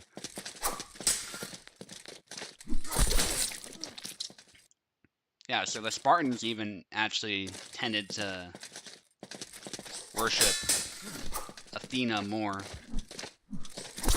But the Romans did have an equivalent for Ares, and that was Mars, of course, the god Mars. And the Romans worshipped him a lot more. So that says something about the militarism of the Romans, I would say. That they worshipped basically the equivalent of Ares, and the Greeks didn't. Certainly not to the same extent.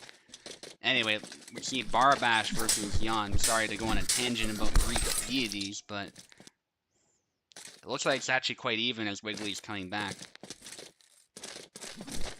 Even going with Lux Skin this time.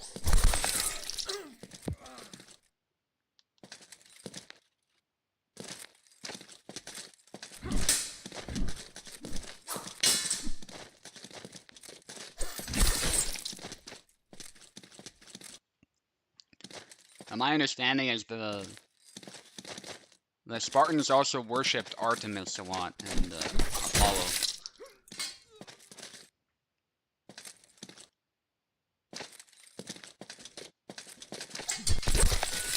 And there were some others too, like obviously the thing is they shared a lot the same gods, of course, so they worship a lot of the same gods.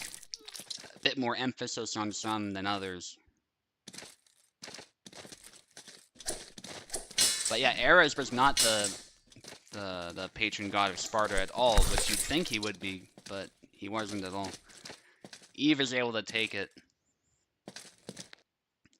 7-5. Now you gotta switch sides.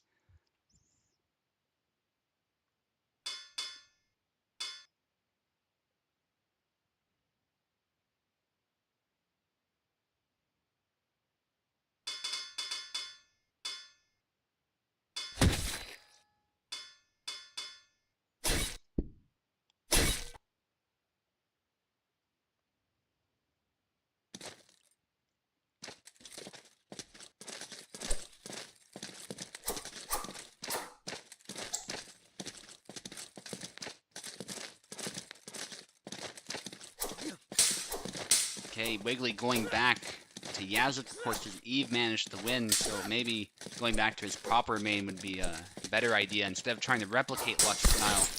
Because that is something that Eve has seen a lot of too, and he knows how to counter it. It's probably why he went with Barabash, actually.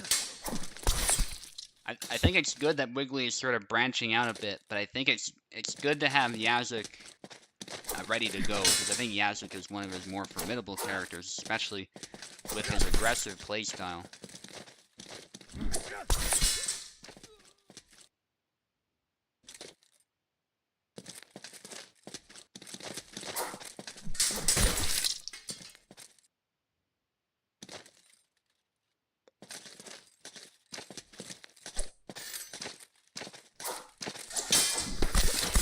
Ooh, double there.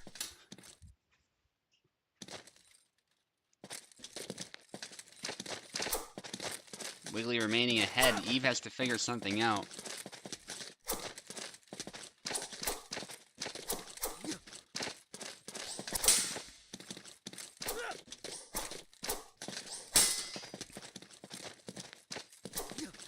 Eve using side steps really well, yeah. Push from Wiggly. I think Eve needs to use a bit more of those here. But he was using them earlier really well, for sure. There's no question. And there's the sidestep from Longguard, actually, to the right side, forcing a double last second. That was nice from Eve, that explosive usage of the sidesteps.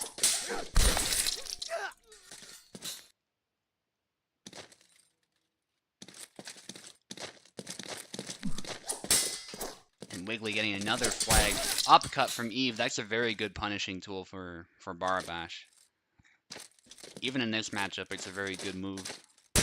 Okay, possibly a lag spike, just a long guard when you guys are ready. Looks like Eve is ready. Wiggly possibly having a bit of lag spike, but he's good now. You guys can carry on. Dash from Wiggly, but doesn't land. Upcut from Eve. And a nice sidestep to counter the dash from Wiggly. That was perfect timing from Eve.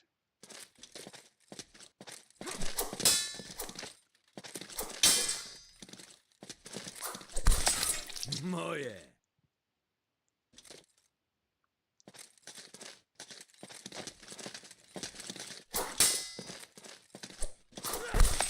Big cut from Eve, and he's actually managing to tie it up. That chop usually doesn't land very well, but this time Eve was able to make it work.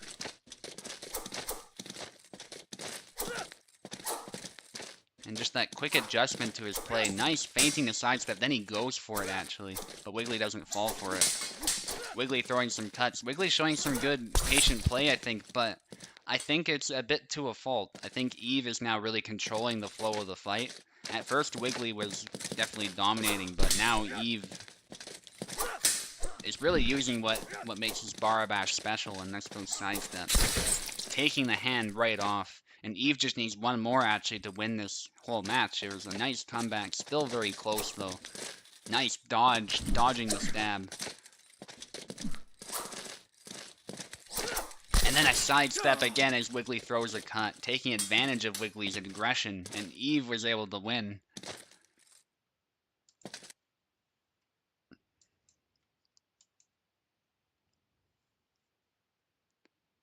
And it's actually 2-0. Eve was actually able to win both matches, but still, very good fight to both of you.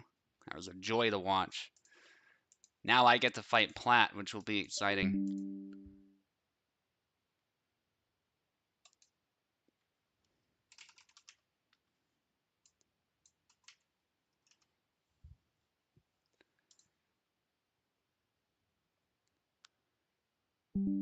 No, aggression's not dead at all. You can still be very aggressive and win for sure. I think it's just the timing of your dash-ins, because when you dash, it's harder to adjust. It's always been like that in the game. You can dash to the side or whatever and punish those, so. Yeah, aggression works really well for sure in this game. Just as well as playing defensively, so. You just gotta find good angles and time it properly, just like you gotta time defense. If you defend too much, you'll be in a lot of trouble for sure, so. It's a myth that some people have, but ultimately offense and defense have always been pretty much equal, and we've always seen that time and time again in these tournaments.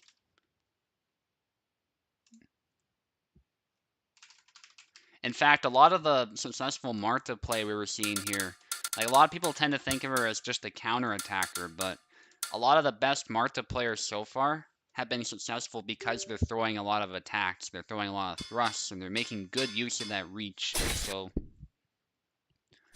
ultimately aggression is just as viable if used correctly. And that can even be the case with rapiers. So anyway, good luck to Plat. This will be another exciting one, I'm sure.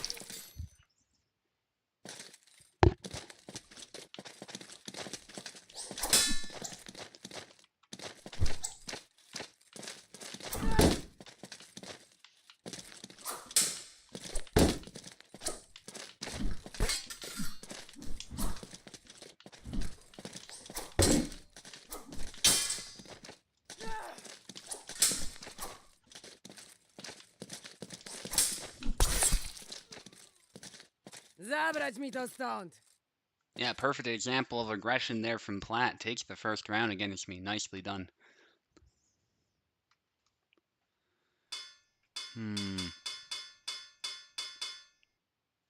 Tough. I'll go with Barabash. Alex just isn't quite cutting it, but it was a pretty close one. Anyway, I gotta focus.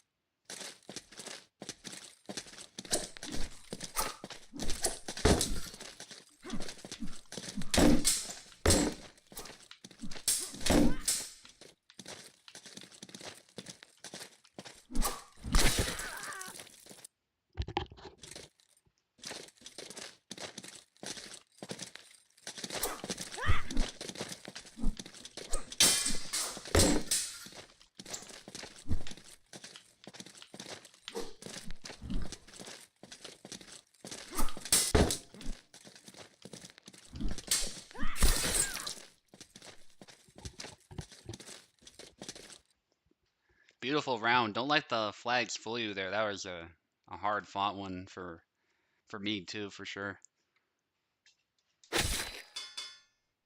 Oh, he's gonna go easy. Yep. That's all good. That's all good. Let's see what happens.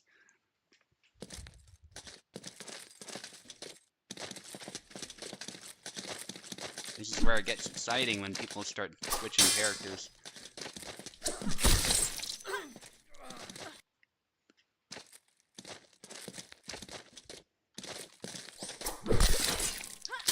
In fairness, I don't think Alexander's particularly good against her either, so it's not really easy to find a perfect counter as far as sabers. But I think I've got something figured out here.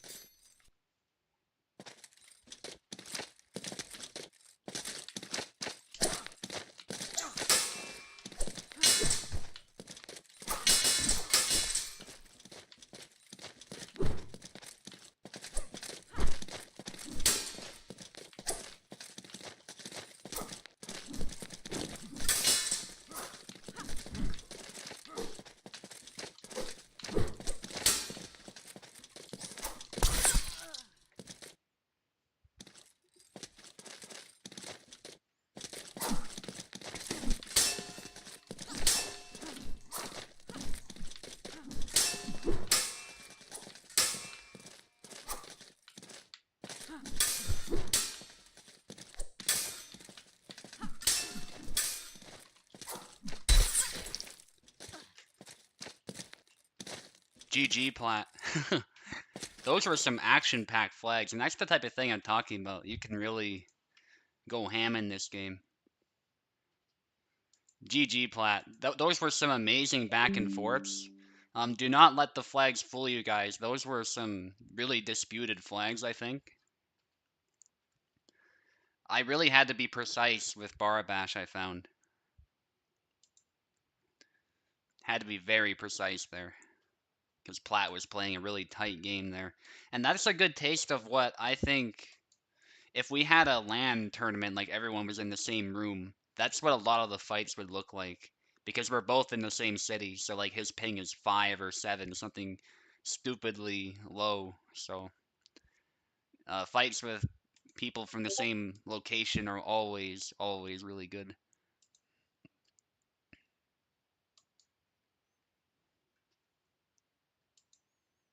Okay, Piper against Oak now.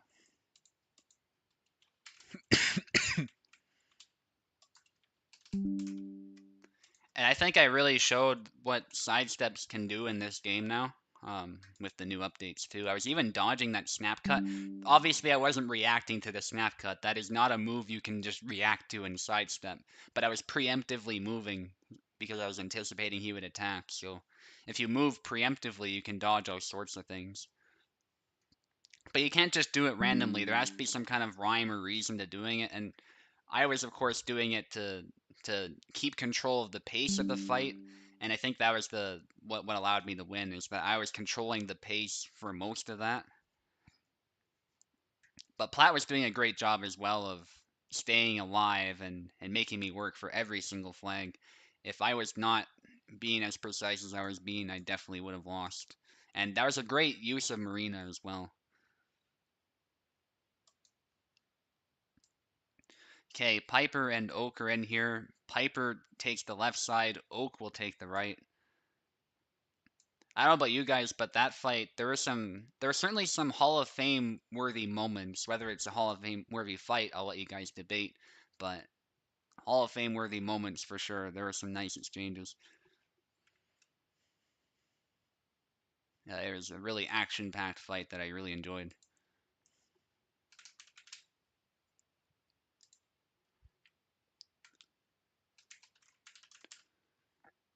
As for Barabash being the best against Isabella, I think that's quite debatable, but you can definitely make him work. But Barabash is a very good sort of jack of all trades, except for stabbing. He doesn't have a whole lot of stabs, but he can do a lot of the stuff a lot of the other sabers can do. And the reason I went with him instead of Alexander is because I felt like I needed sidesteps that were more explosive. Alexander has sidesteps that can take him really far forward, but they're slower. They're not quite as explosive as Barabash. And so he might not travel the same distance, but he makes up for it with such explosive movement. So I felt that that sort of movement is what I really needed compared to Alexander's sidestep. Laz coming up with huge buffs. That'll be cool. Sam or Lasbo are the best against Isabella? Yeah, and Yazuk. I don't know about Jan, but those three tend to be pretty good. Venator's like, I thought Isabella was OP. Yeah. Yeah, it turns out even the Legacy Sabers can take her on. Okay, Piper probably had some lag or something. It looks like Oak was doing fine. Hopefully that doesn't continue, though. By the way, Oak is going with Laszlo. Yeah, Venator has some good evidence there now for for showing everyone why Isabella's not OP. I don't think she's OP, by the way. I think most of the characters are actually quite well balanced. I do think she is among the strongest, but I don't think she's OP. Definitely not OP.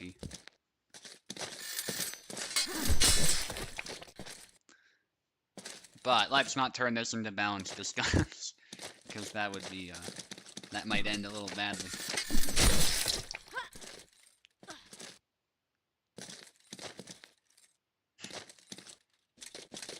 Yeah, but I think I showed like pretty much what you need to do with sabers to win.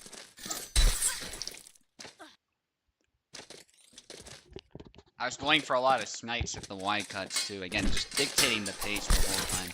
And nice sidestep from Oak. And usually Laszlo is considered pretty vulnerable to these stabs, but Oak has been moving really precisely here, so Piper is actually struggling to get a kill shot. Is he not OP? Yazik for sure. I mean, Yazik is really strong. There's no doubt about it. I think his guard is still pretty damn good. But it's not as buggy as it used to be, at least, so Kubel will definitely go in and fix it more. The fix he made recently was just a temporary thing. Yeah, even Kubel himself admitted there's something off with his guard for sure. So it's to do with the weak of the blade not registering properly. But I do think he does have some weaknesses though. Even Yazik is certainly beatable, as we've seen. And Barbash actually might prove to be a really good counter to him now with the way the game has been changed. Is he not open? Yeah, exactly. Okay, cut from Piper. Another cut from Piper. Piper has actually been very good at landing these cuts. Even against other rapiers, he's been really good with it. And it might be a key to victory here against Oak's Laszlo, actually. Who's using a lot of long guard thrusts, actually.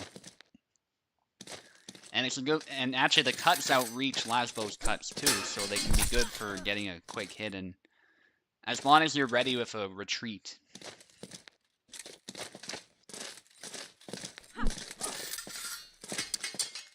So obviously Piper doing some dashes just like he does with Alexander. But unfortunately Oak was able to punish. Barra has had some really good options in the matchup. The sidestep that dodges a lot of attacks and gets some yard closer range. Yeah. With some of the changes that have been made to sidestep, it is totally possible that Barbash might be better against Isabella than he used to be. Totally possible.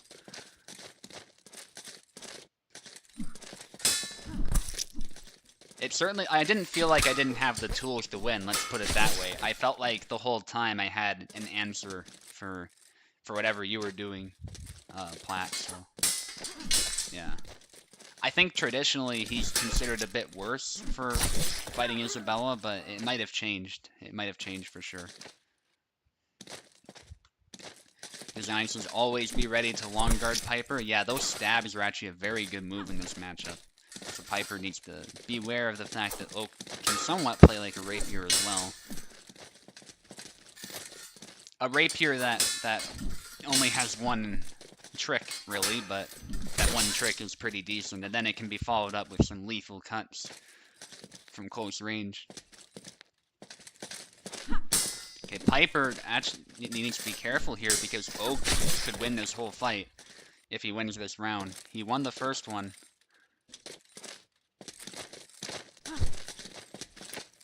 But Piper's definitely doing better this time, so if he has a chance to win, it's definitely now. Oh, the long guard getting too close, though, gets a face full of that edge. And there's another stab to the leg, it actually looks like, but it didn't make Oak limp. It wasn't that great of a hit. And there's a retreat thrust from Piper just as Oak starts closing in. And it's again, we're going to another 3-round game. Lots of tools, which is good. Yeah, I like the way the game's been balanced lately. It really doesn't feel like anybody's ridiculously overpowered.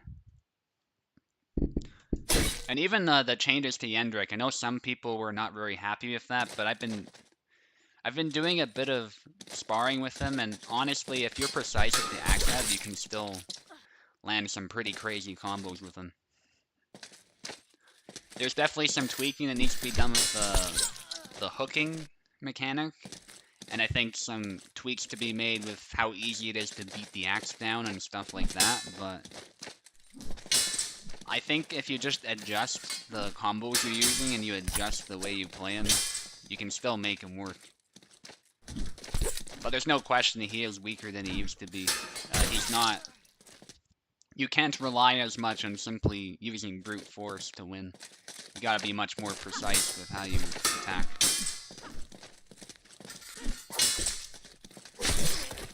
But you can still get some crazy elbow combos, and even the kick still works. The kick combo that I like really works still.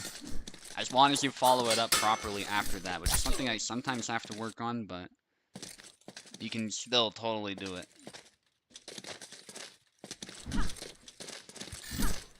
Anyway, this isn't about Yendrick. Let's focus on this fight here because this is a really close game. And Oak with another stab. He's more than happy to just use long guard and land that stab. Trying to find the angle too. You can see he's moving to the side to land that thrust. And there's a thrust. It almost looks like an upcut with the false edge almost sometimes when it is ripped out of the opponent. And there's a belly lunge, but Piper lands some kind of cut to double. That's the sort of thing I've been saying though. Like every character really can get a lightsaber double. It's just the way the game is.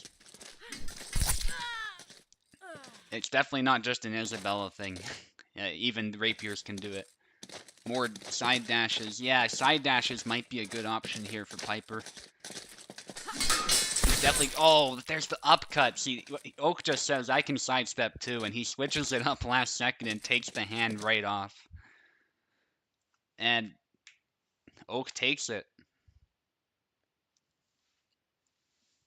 But again, good fight, guys.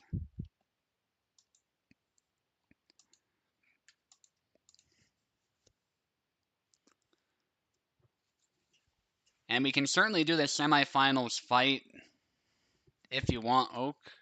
I think that might be a more efficient... Oh, never mind, you left. It doesn't matter. We can just move on then. It's not a big deal. We can just go in order. Some people might be happier if we go in order anyway, so let's do Design Flaw against Plat since Oak left.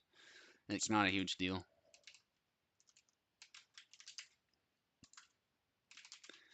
Yeah, Oak probably didn't expect to fight again, so that's fine. We can just move on. And we will do the fight after all these fights. We'll be back in the losers bracket for now.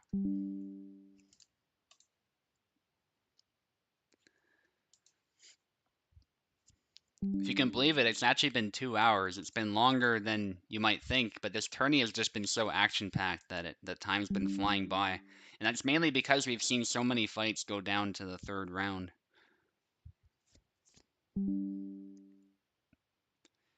Okay, Plat on the left, Design Flaw on the right. This is a battle for Alberta. One of you has to be eliminated.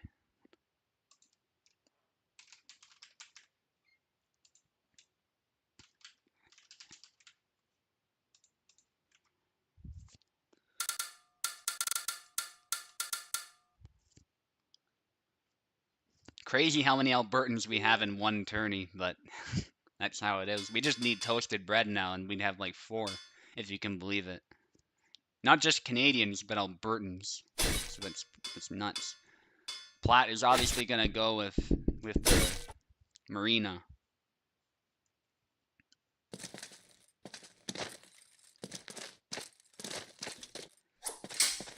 Alright, let's see how this goes. Design Flaw is throwing some cuts out there. Goes for the stab. It doesn't land, though, and Plat is able to reach over and hit the head.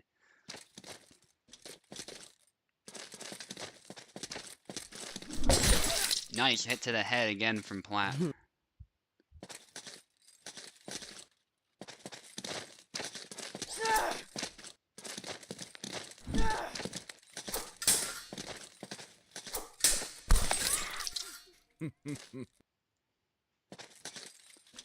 Good hit from Design Flaw. Funny thing about this matchup is Yazuk actually has a pretty good guard, so as long as his sword doesn't get tied up, his defense is typically better than Marina. Definitely has more range and some better HP and some other advantages, but Plat has been playing Marina really well to the best. I think showing a lot of her true potential lately, so This is gonna be a tough one for Design Flaw if he's not used to fighting her. Reaching over, eventually hitting some of those blows. I think hit with the hilt, so Design Flaw was a little bit too close, but he managed to land one. And I think it was deserved. He definitely had the timing, so. And Platt was not able to respond. Good stab. And actually Design Flaw starting to come back. Nice use of angle. So Design Flaw did the, I think it's A cut and the B cut, and that is actually a very, whatever he did there is actually a very good move in this matchup. Because what it allows you to do is it allows you to come back around to the complete opposite angle that you picked earlier. So, and that's something you can do to counteract the shield, is you can strike from one location, then strike into another location. And it can allow you to land some pretty easy hits, especially if you can slip them between the weapons, or do some fancy angles like that. It can be a little bit telegraphed though, and Platt certainly is aware of that move now, so he's gonna have to be careful, and he takes some hits to the head there.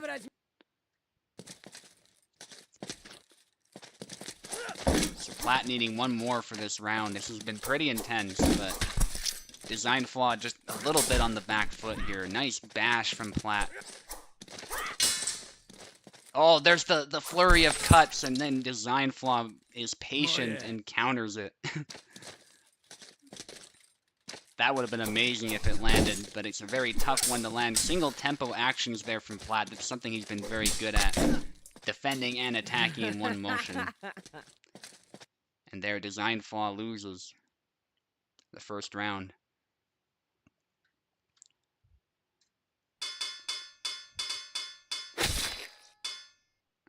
And Design Flaw sticking with his pick.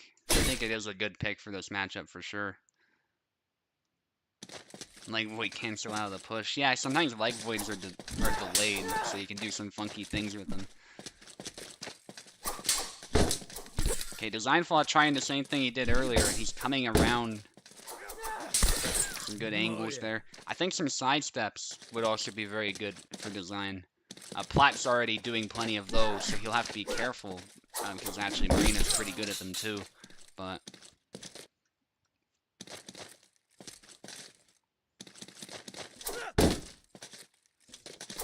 okay, oh, Platt a bit too aggressive there. And Design makes him pay for it. Platt again, he's trying to suffocate his opponent a lot of these times, and if you let him do that, you can quickly run into trouble, because your mobility is that much more limited. Design Flaw gets caught there.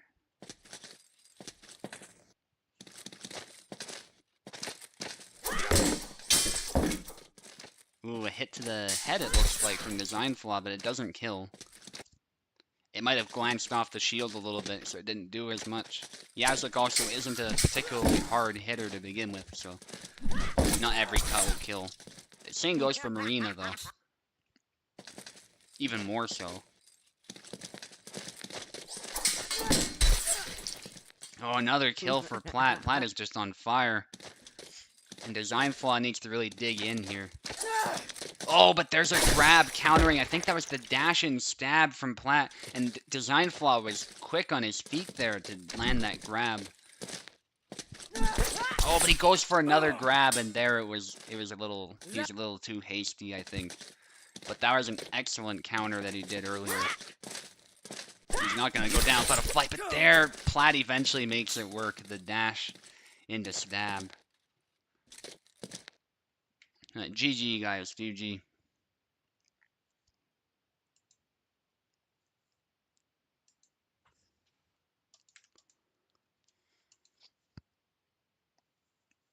Now we got Piper against Eve, actually. And then afterwards, we got a really exciting one because I'll be fighting Oak.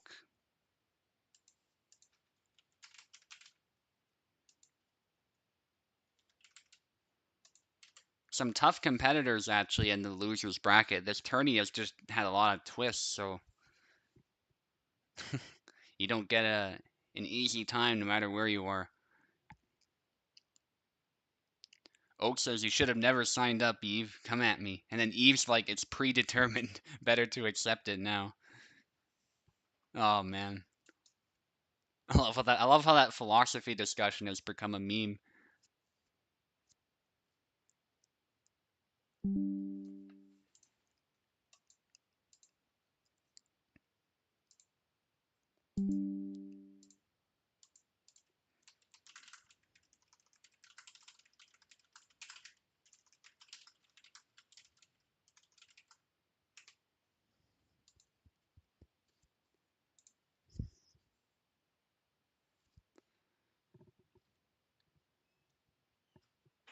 Okay, Piper is here.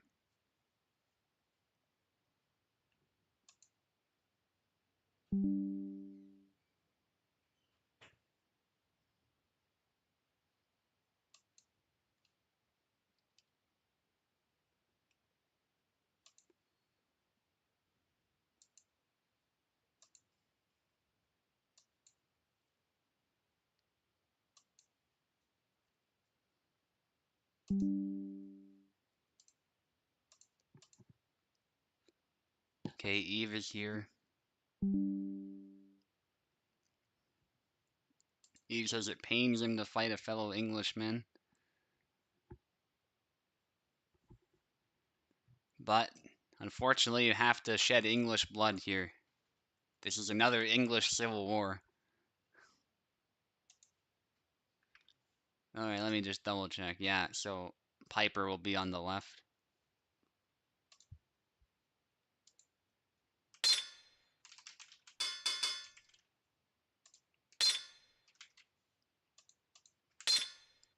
War of the Roses, yeah.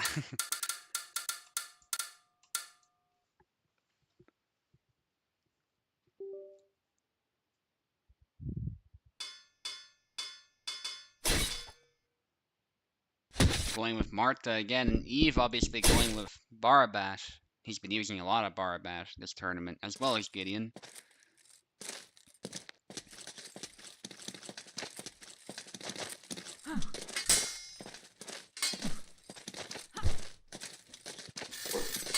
Nice sidestep from Eve.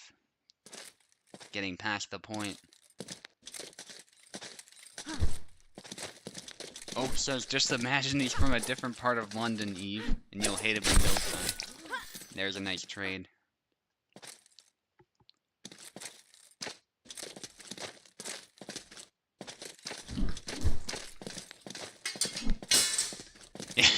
Design flaw says whatever you do, Piper, don't use rapier against Eve. But unfortunately, YouTube chat is in the past, of course, because YouTube by design is a little bit delayed. There's nothing you can do about that, really. There's settings that can mitigate it, but it's always there. So it's kind of funny seeing people in the past who are like, no, don't pick rapier, but he's already done it. So there's not much point in saying don't do it in the chat, but it's always hilarious. I do that too all the time in chat. I'm like, no, don't let him get a flag on you, but then, like in a team tournament, but then someone, sure enough, they get a flag landed on them. Rapier Slayer. Yeah, Barabash has always been pretty good against rapiers. Might be even more so the case now, but Piper is putting up a fight. Make no mistake.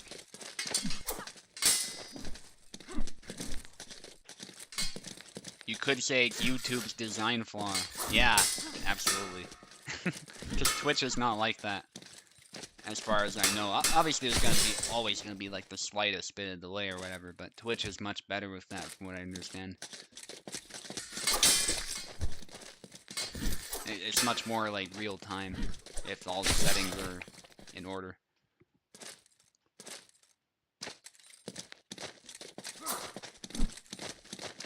Also, I'm glad we were able to play on 165 FPS again. It could have just been something with my PC, too. Hard to say, but I have the settings back to what I normally have them, and everything's all good, so... who knows? But I'm glad we're able to play at the full speed, and everything looks good. And actually, Piper taking an advantage here with Marta, showing us that Marta is viable I think that's been the lesson this tournament. Marie maybe a bit less so, but Marta absolutely has been proven to be a viable character, I think. And not even necessarily fighting with her the way I do it. But, because Piper has his own style that actually looks kind of Alexander-esque if you look at it really closely. A lot of the tactics he's using are pretty much exactly the same. Obviously, the attacks are very different, but the idea behind them in some cases is kind of similar. He just can't do the head-bobbing, crazy stuff. But he still does some pretty crazy things with Marta.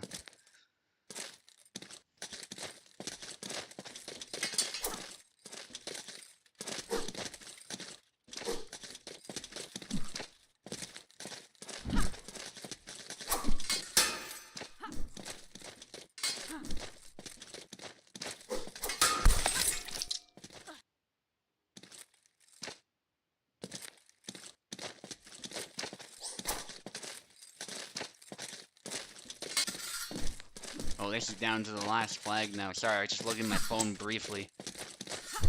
But just like that, it's literally down to the last flag. Eve making a comeback of his own.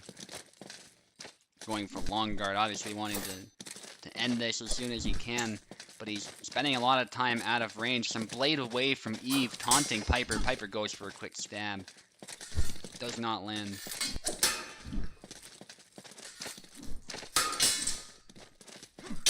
Again, more exchanges, but Eve is actually pretty patient, and Piper is throwing a lot of these attacks out of measure, but he goes for the sidestep, and Piper is able to stab him. And that goes to show if you mistime the sidesteps, you can still be punished very easily. Beautiful from Piper. Beautiful from Eve as well, though. That was amazing.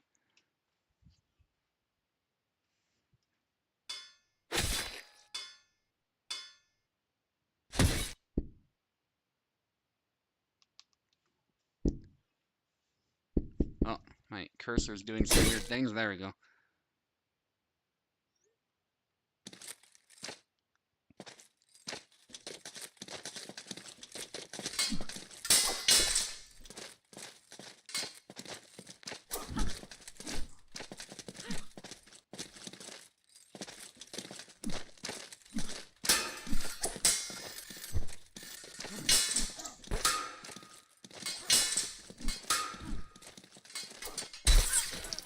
Oh, nice from Eve.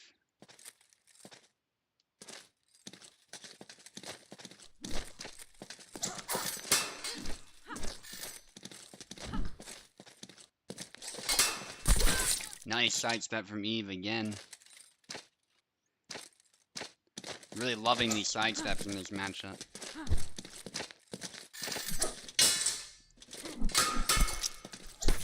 Oh, some stabs from Piper. But actually both are kind of low in stamina. Marta is tiring herself out here with these stabs. Literally getting tired of stabbing her opponent.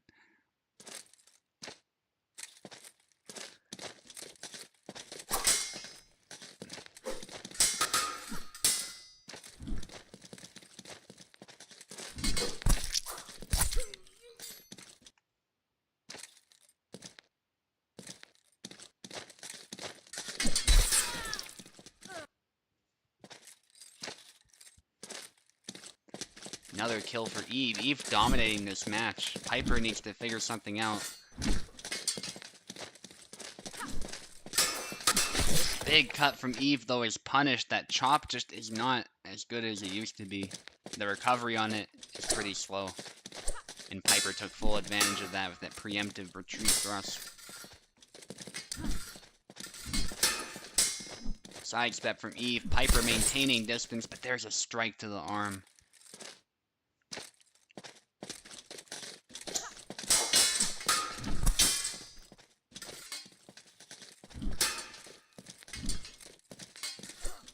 Thrust. And Eve moves back. Trying to reassess here. Big chop, almost punished again, but Piper was too far.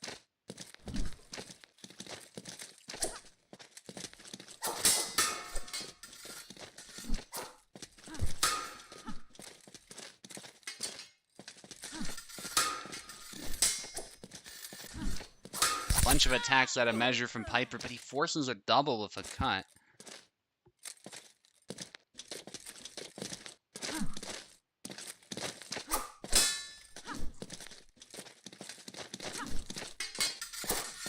Oh, a sidestep attempt from Eve, but he was too close, and that's another example of punishing these sorts of moves. A good parry from Piper, then a punch, and then a cut. Piper just going bananas with Marta. Eve has to be a bit careful here, or he might lose his advantage. He moves in, gets stabbed in the head a little bit. Still survives. That chop almost got punished. If Piper was ready with a stab instead of a cut, it might have been punished. Or if he was closer with his cut. Obviously, Piper needs to watch his stamina. And Piper's one of the few Marta players who actually seems to run out of stamina with how much he's moving. Even I don't run out of stamina, believe it or not, when I do my vulgar destreza, as I call it. And I think Piper is showing more skill with Marta than I've been showing, for sure. It definitely does cost a lot of stamina, but I think it's worth it in the end that he's not afraid. But he's got to be careful not to get too close or he can take a hit to the noggin like that.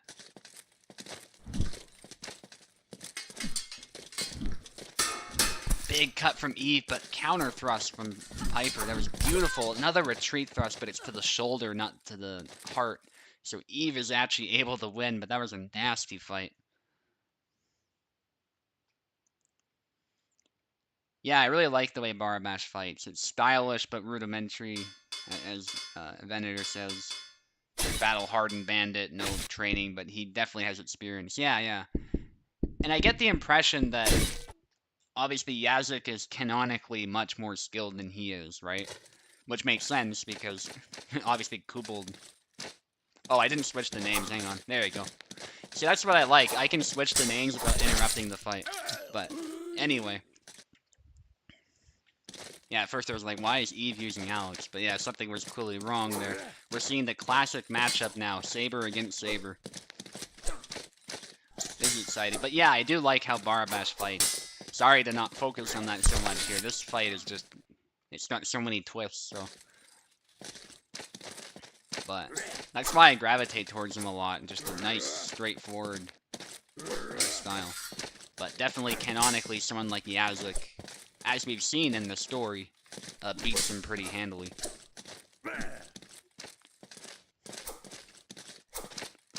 Oh, the chop just missed. They were both going for a similar move, actually. And there's the head bob. Eve moving back as Piper goes on the attack. There's the upcut. Beautiful from Eve. Meeting Eve in the Saber fight is definitely risky, but it's something that Piper can certainly do. He's played a lot of Alexander. Whoa, what? What the hell? Piper, okay, that was really strange. Were you lagging or something? What happened there? Good sportsmanship from Eve. Again, what the hell?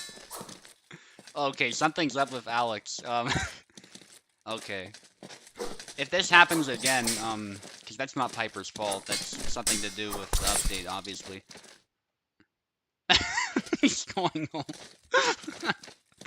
Oh man, I'm so sorry about this, Piper. That would have ruined your rhythm a lot. But props to Eve here for being such a good sport about it and not immediately pouncing when this happens.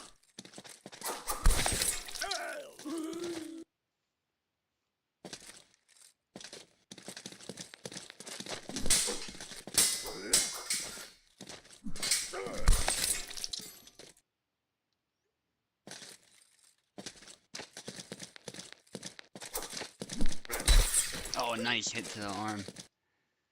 Yeah, Eve is taking control here. Eve is just a monster with Gideon, so Piper definitely has a tough fight ahead. And I'm sure that those moments there might have lowered his morale. It's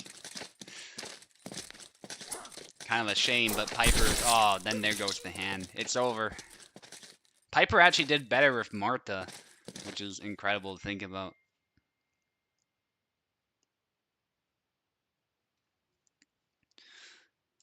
Alright, Eve takes it, and Piper did amazing with Marta, and made some good plays with Alex, but definitely Eve had the better end in the Saber fight, and he is eliminated.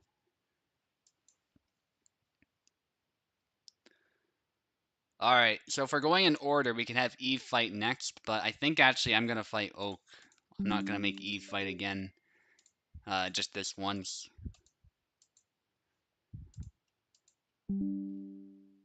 So let's get Oak in here. That'll be an exciting one as well. Oak versus me. And Eve versus Platt, that'll be exciting as well. And then we're on our way to the finals. Oak is here. Oak, he'll take the left, of course.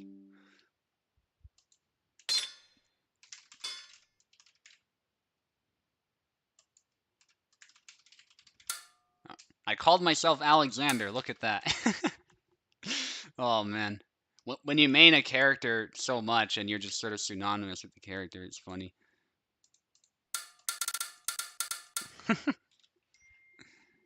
There you go. I just advertised who I'm going to pick. So, yeah. I don't think I'll use Barabash at first, but we'll see. We'll see. Maybe I'll switch if something goes wrong.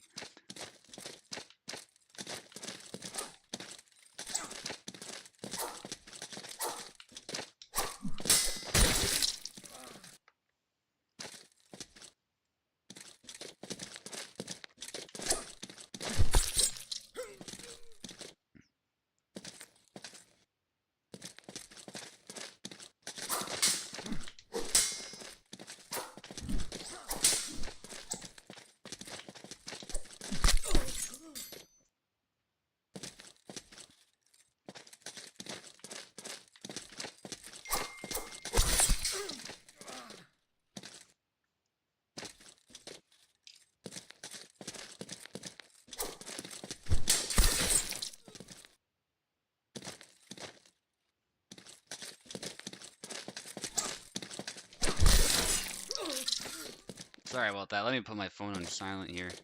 You guys might be hearing that.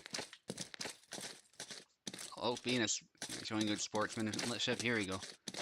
One moment. There we go. We're good to go.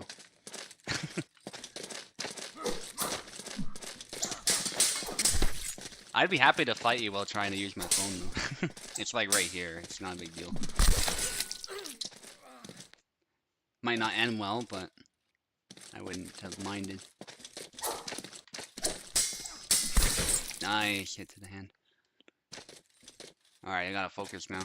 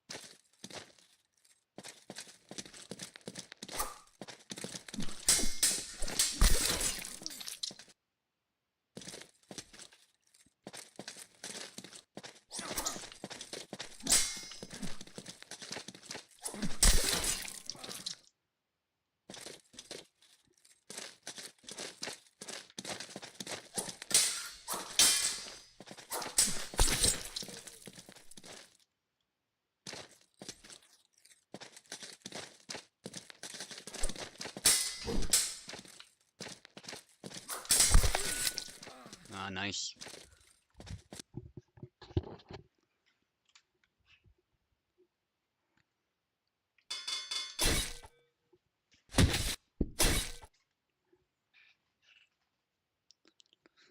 Let's see how this goes.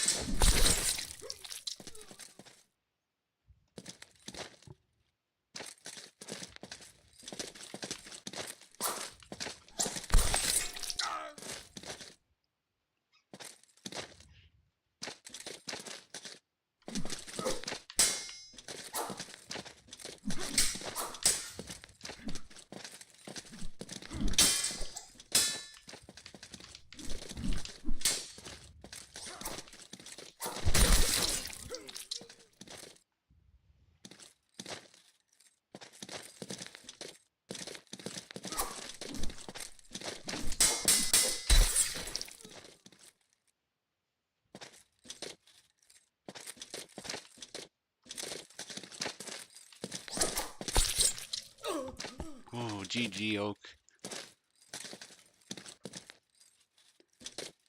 Nice rally there, man. That was amazing.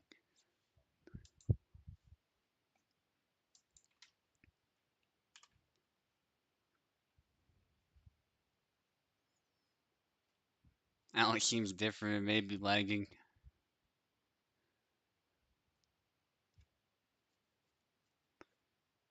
Yeah, that would make sense, Benator. Yeah. Yeah, they were talking about the thing that happened with Alex earlier, which was kind of unfortunate. Still amazing fight, Oak. That was obviously nothing to do with our fight. That was what happened with Piper, but yeah, that was an amazing fight. Enjoyed every bit of it.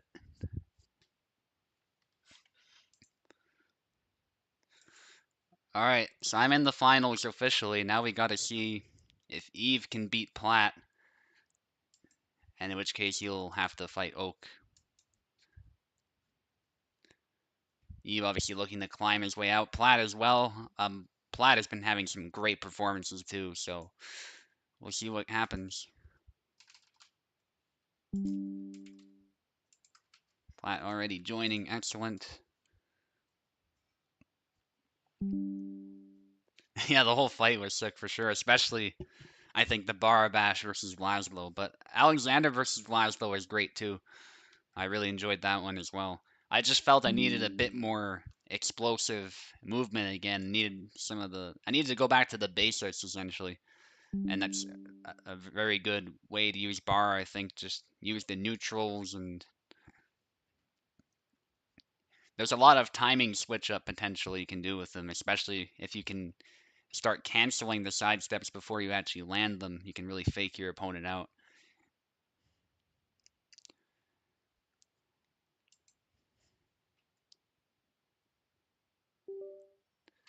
Alright, both fighters are here. And Eve will take the left, Platt will take the right to start off.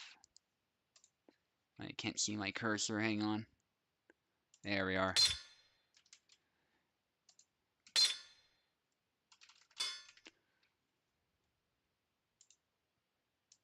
Okay.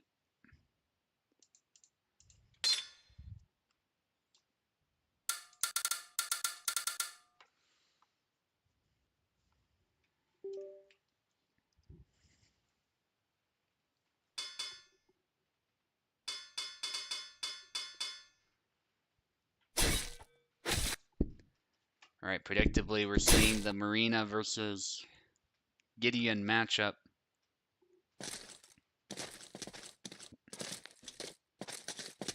Shield Maiden again, indeed. Oh, and there's a hit to the arm as Eve was sidestepping. Matching his sidestep.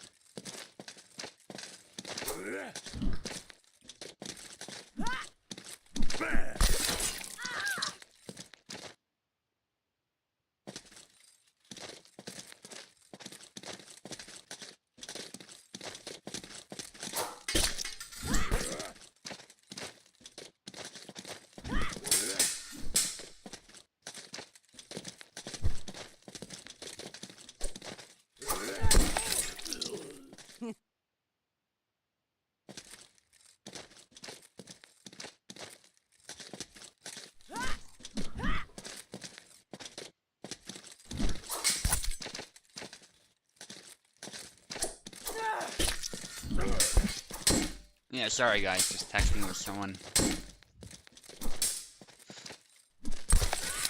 Alright, let's look at the fight here. So far, even between Eve and Platt.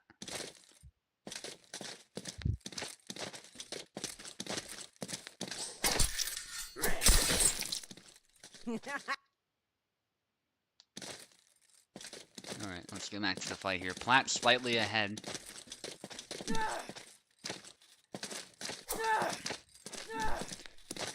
Yeah, pushing her works quite well.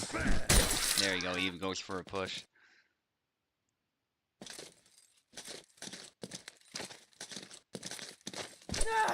I know I was saying Hall of Fame, I think for my fight against Platt, but I think my fight against Oak deserves that maybe a little bit more. But honestly, both had some clutch exchanges. If there's any other fights you guys think deserve to be nominated, please point them out, though. I don't want to just do my fights, because I think that's kind of...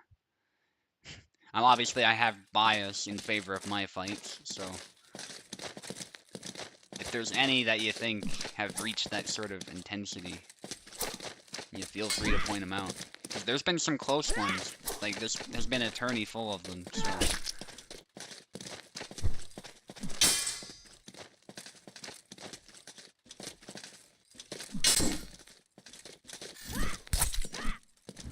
Ooh, a cut to the back there.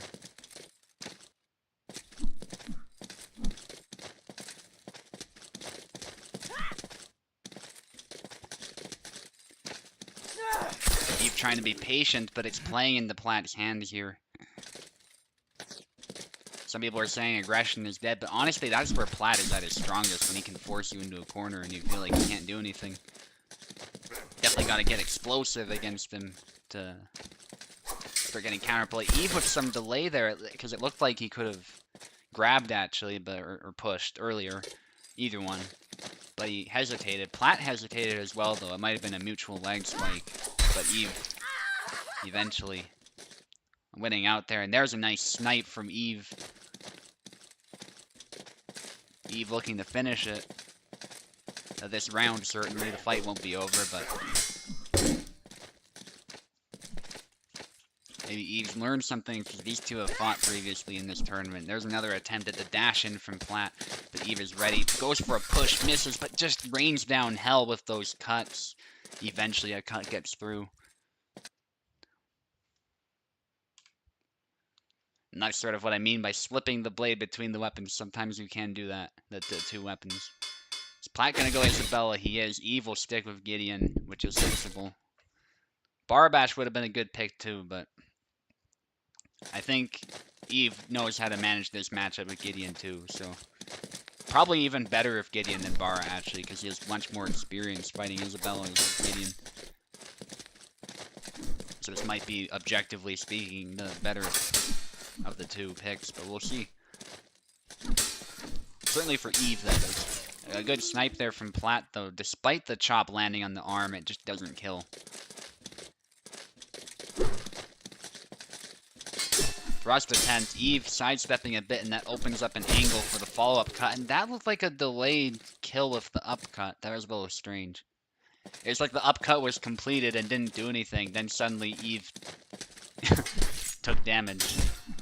Looked a little bit strange, but a lot of characters have strange things like that. To be clear, I'm not suggesting that's only an Isabella thing or anything like that.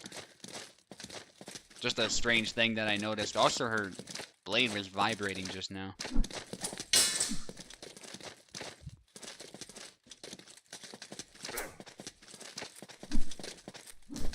Yeah, I noticed that again. Just some weird visual stuff. Anyway, it's not affecting the fight as far as I can tell. At least the vibrating. Both fighters are a bit tired here after some exchanges. They both have landed some attacks. Platt on the attack, but gets parried. Nice chop from Eve, getting his first flag. This is quite an even fight so far. It has been pretty much... oh, there's the lightsaber double. Oh.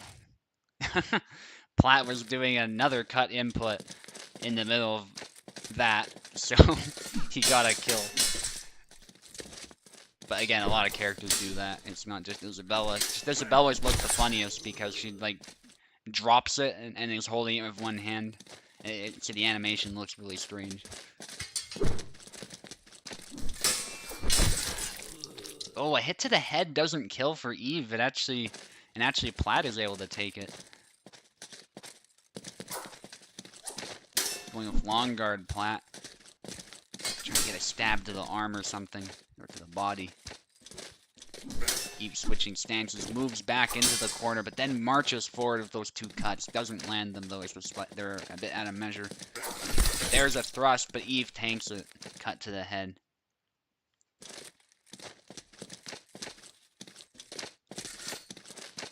Design says, focus, old man, show her experience.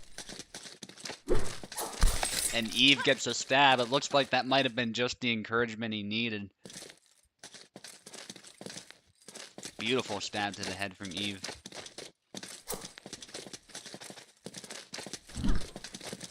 Eve really liking that left foot forward stance, actually, for this matchup. I think it's because of the offensive options that he gets.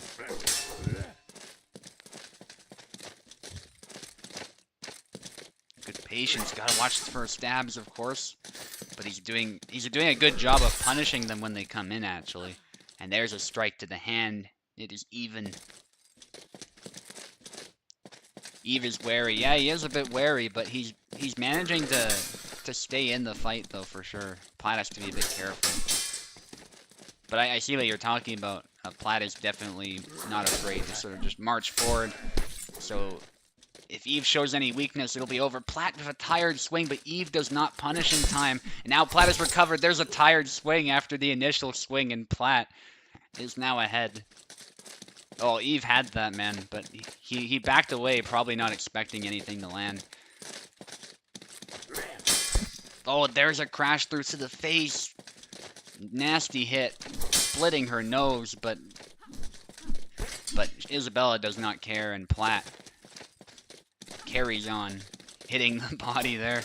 Eve trying to go for a snipe. Eve stuck in a corner, and this is where the aggression is really helping Platt take initiative.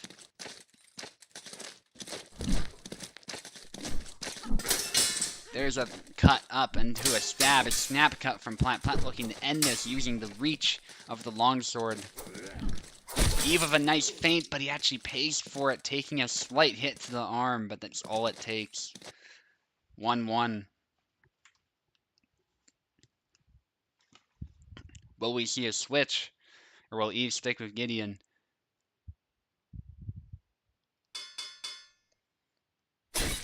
Yeah, it feels more comfortable with Gideon, so Platt likely going to stick with Isabella, yeah.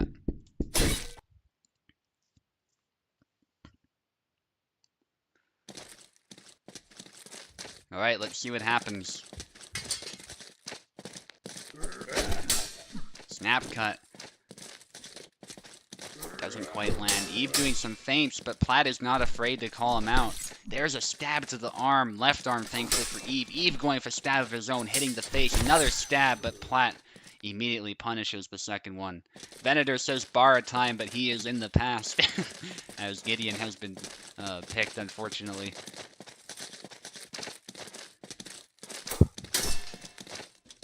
Although I do agree Barra might have been the better pick. Eve probably has his reasons for Gideon, though. There's a kick, but obviously Eve is trying a cut. He was too close. I don't think he was going in with the intention of throwing a kick. And now Eve having to reassess here because Platt has taken 3 flags, goes in with aggression, but eventually Eve gets a nice parry with that chop, which is a very good parrying move, even against cuts, because of the way he swings it. You just gotta time it properly such that your blade is not beat somewhere in the middle of that, because if it is, then you're just vulnerable at that point. Eve with a feint, but again, Platt is just not afraid to move in and throw some cuts out there. So these feints are immediately getting punished every time. But Eve going in with real attacks this time is able to take a flag. Nice chop again, but not much damage actually. It was a crash through. Seems like every single one of these has been crashing through, but they don't usually amount to much when they only crash through. It's like an 11 damage type deal. I don't know if it's exactly that, because Gideon obviously had the strong attacks perk removed for the most part. Here's a double.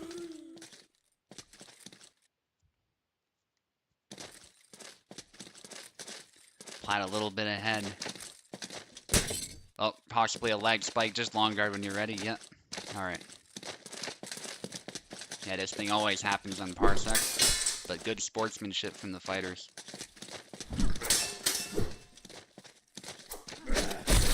And there's a cut that takes the hand off. But Eve is also killed. Yeah, there's a lot of pressure on both of these fighters here. Until Eve is really feeling it. There's the thrust. Eve sidesteps it, but can't punish. Doesn't have enough reach. There's a good chop, though, hitting Platt, but not for enough damage to kill.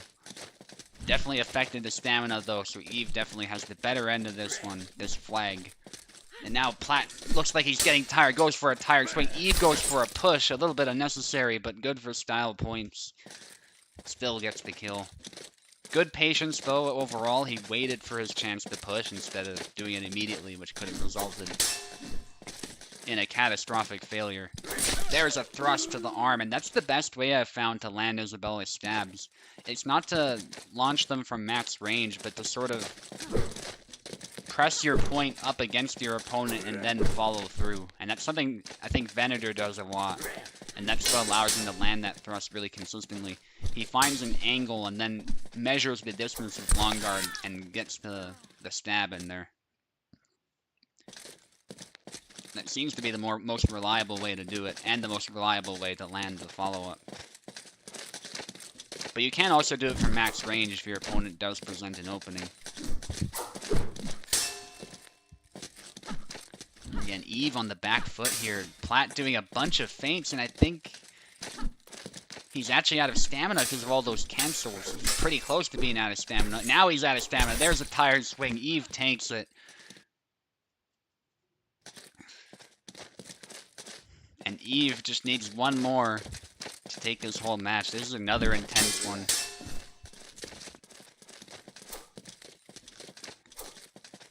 Eve with some feints. Platt being patient, but he is applying tons of pressure while doing so, trying to force Eve into the corner. Almost hits the arm there. Eve needs to be a bit careful. That chop was blocked. Snap cuts. They're both using their best ranged options. There's the sidestep cut on the inside from Platt. Then an upcut into stab, but Eve blocks both of them. Snap cut blocked. Nice exchange. The swordplay from both of them has been incredible this flag. Oh, but there's the chop. It gets through. There's a stab. Eve backs away, though, when something goes wrong. Platt, however, a bit low in stamina thanks to that hit. Now he's out of stamina. That thrust doesn't kill, but the cut kills. And Eve takes it. Beautiful. Beautiful match.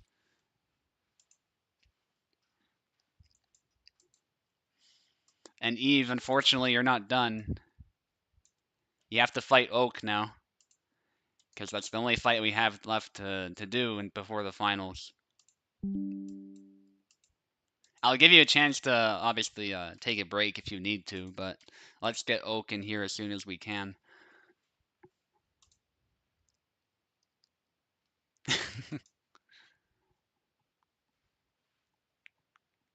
One minute break? Yeah, for sure, for sure.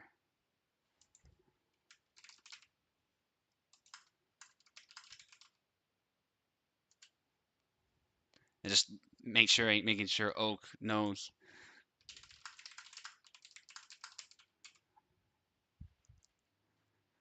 Yeah, that was a bonkers fight. As Eve says.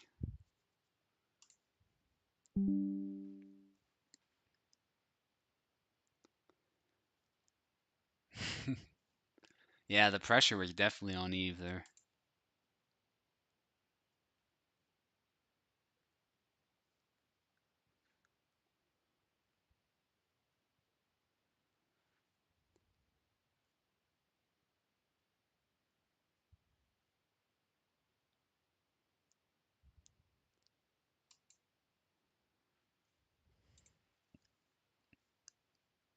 Alright, let's just, we can hang out while we give Eve a chance to get a breather.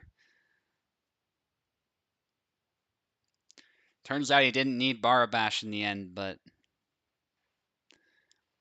did amazing with Gideon.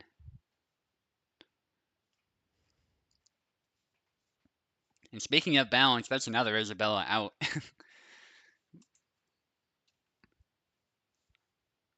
Taken out in a fight.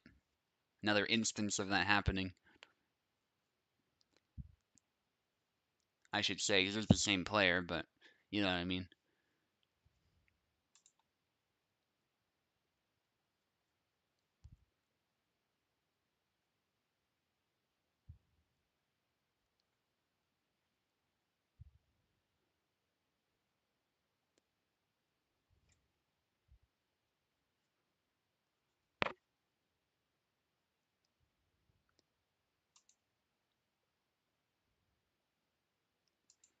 All right, let us know when you're ready, Eve. There is absolutely no rush. We're great. We're doing great for time.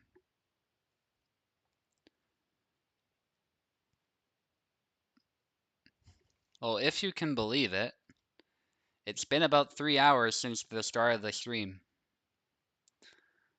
Time has been flying by.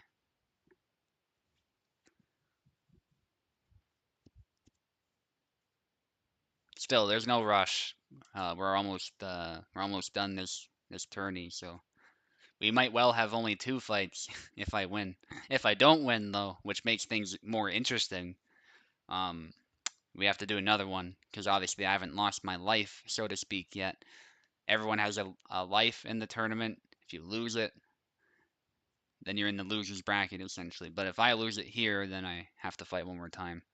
That's how that works. It's how many double elimination tournaments work, but you don't have to do them like that. I think it adds to the intensity and whatnot. And it makes sense because the guy on top hasn't lost anything yet. Okay, Eve is ready. Let me just make sure I have the sides right. Oak is on the left, Eve is on the right.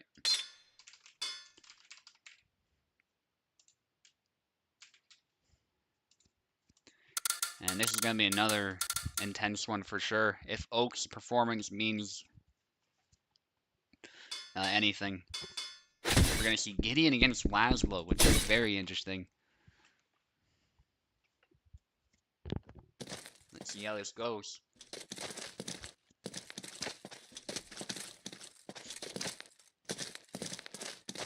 Nice back and forth so far. A stab attempt from Oak, but it barely misses. And Eve going with that feint, but cancels it.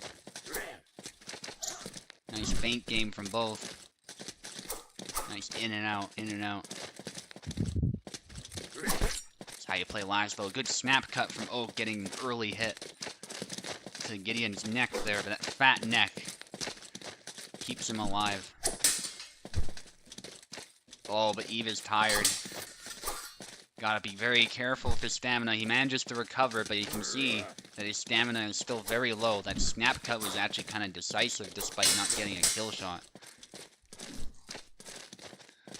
His hand sort of warped into his body just now. Eve kind of warping the space-time continuum as he sits there tired. Then he goes for the... What is that? The tippy toe or something. The tippy toe cut.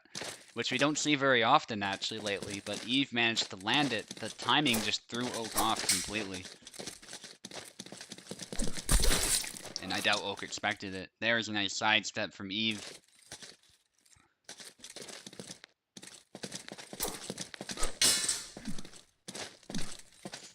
No matter who wins this, I'm very excited to see...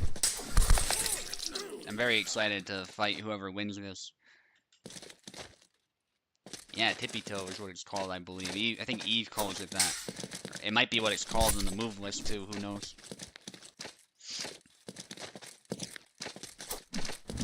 Oh, and there's another one. Another one of those snap cuts.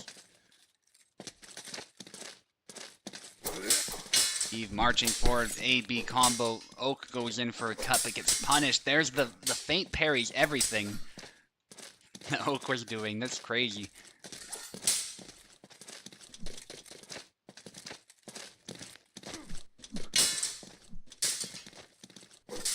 Nice back and forth. Eve backs away when he notices it's not going his way. Very good on his part. There's the chop.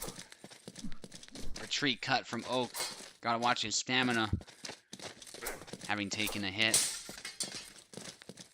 Looks like it's recovered some. The chop, but Oak sidesteps it. There's a sidestep from both of them. And then Eve takes advantage of the fact that Oak might have been a bit tired there. And despite the leg void, that leg cut lands. Very good use of initiative from Eve. Eve has just been on fire this round. Looks like he did a little blade away there, just briefly, and then the chop doesn't quite land. I think that was just spacing. And then Oak capitalizes for his first kill. Oak backs away. Nice cut, parry. Oh, and Eve feints the feint. He cancels it. Then he cancels another feint, which is actually a very dangerous one. And Oak barely parries that chop. It, like, brushed his head a little bit. but Oak still eats a hit. And Eve really has control so far. I say that, but Oak then lands a hit of his own. But then he immediately moves back out of range, as you should do of Laszlo against Gideon in particular. If you cut, it didn't kill. There's a sidestep from Eve, but that just opens his head up to a cut from Oak. Sidestep from Oak. Some nice preemptive attacks. Goes forward, moves back. These whiffs are intentional, though. They're trying to bait Eve in. And sort of harass him a bit. There's a thrust, but it's parried. Eve doesn't capitalize. Can be a bit difficult sometimes, and there's a double.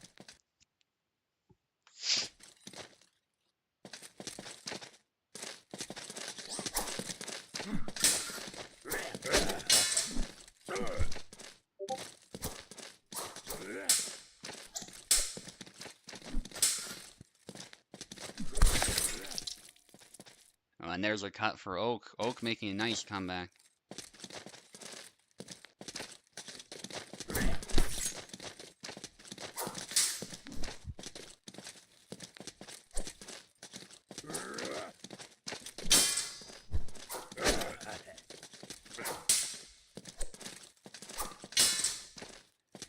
Nice. Eve got a hit. Oak trying to harass the guard, keep Eve away. Nice sidestep action, going for the hand. Strike to the blade there from Oak. But the upcut from Eve past the guard. Beautiful.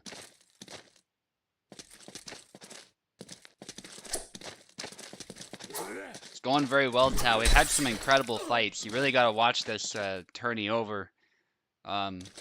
Platt has done really well. Oak has done really well. Eve has done really well. And there's been some other intense ones as well. Those are just some fighters that come to mind who have done really well this tournament. Really tight matches, exactly, yeah, what Platt said.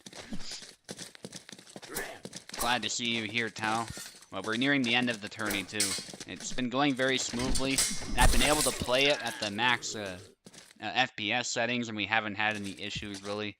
So, I don't know what was going on last time, but whatever it is, I guess we figured something out. So I figured my PC still should be able to run at that speed, but whatever was going on, it could have been a PC thing too. And it looks like they both got lagged, so they both stopped. Very good sportsmanship, because they're both in the same, well, not in the same region. They're pretty far, but like they're in EU is what I mean by that. In Europe, I should say, not EU. EU. Russia's not the EU, but you know what I'm saying.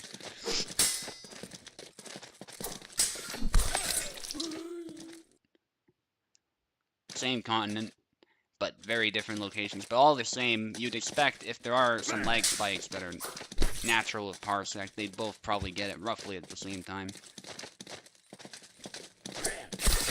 There's a strike from Eve. Eve managing to take back control.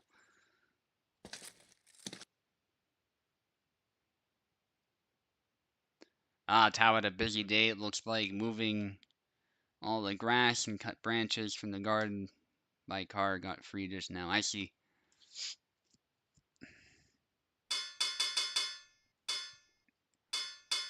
Yeah, definitely watch this tourney back when you get the chance.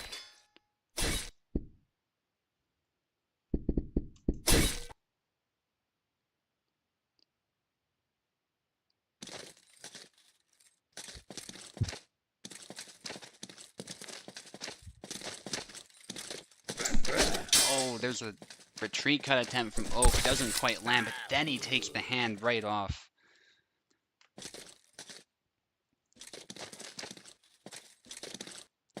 For his first flag this round.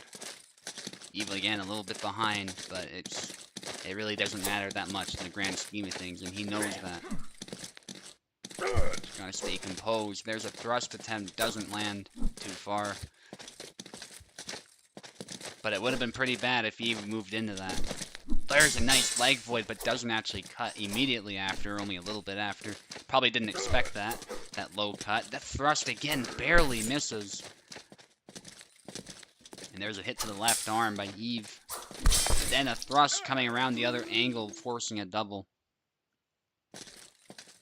I'm surprised that even landed. It's not usually a good stab, believe it or not, despite the angle it takes on.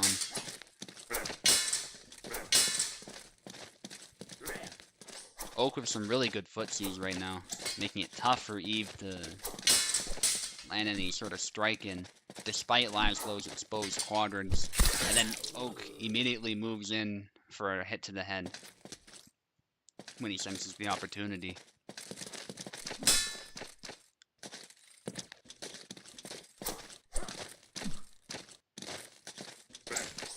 Good sidestep from Eve, but gets punished. The side's a little stab through the body. And now he's limping, actually. He's taken such a beating. It might have been counted as a thigh hit.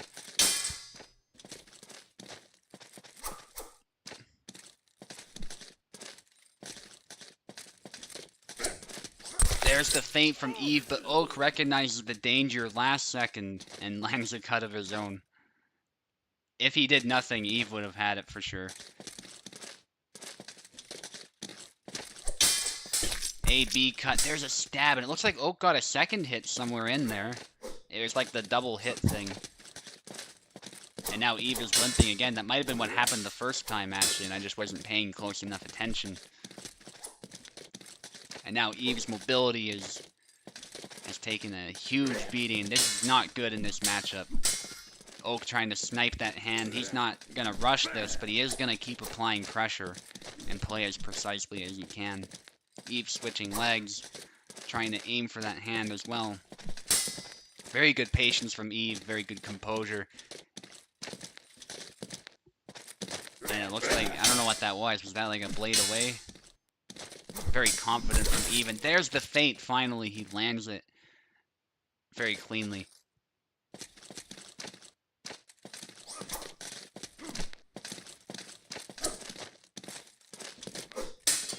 Good parry and sidestep at that thrust. Oak using a lot of those right now to keep maximum range. Chop there, doesn't land. Good footsies from both fighters. Yeah, the angles are definitely really nice, as Venator is saying.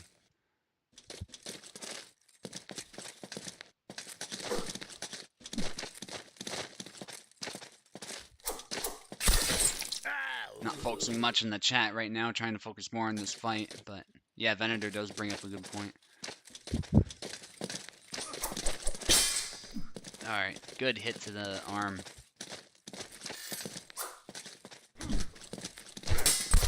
But the parry and the chop from Eve.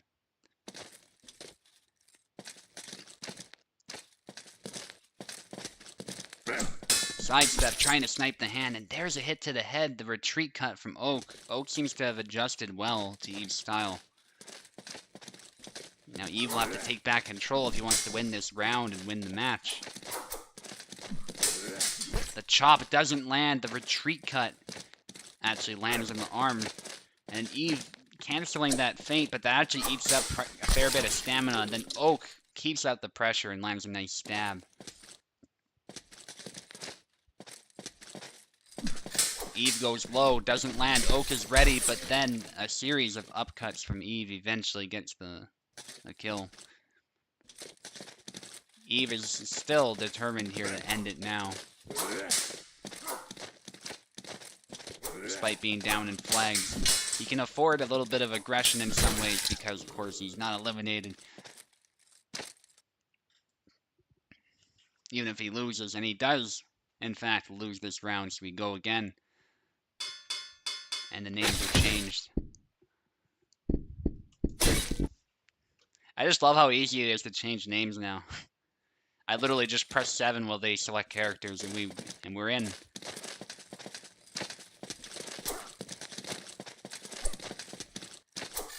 There's a thrust from Eve, doesn't land. Then he snipes the hand. Tight game. The chat is feeling the pressure too. Design doesn't know who's gonna win. On the edge of his seat, but Tao is rooting for Oak.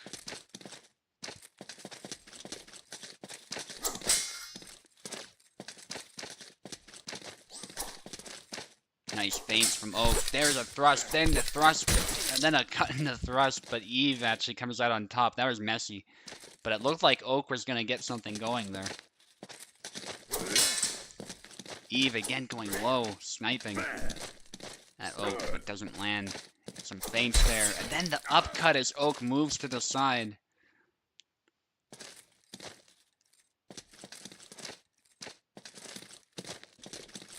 Past the auto guard. Oh, nice chop. Doesn't snipe the hand, but it was a really good try. Nice exchange there. Both fighters really playing with fire here because their hands are exposed.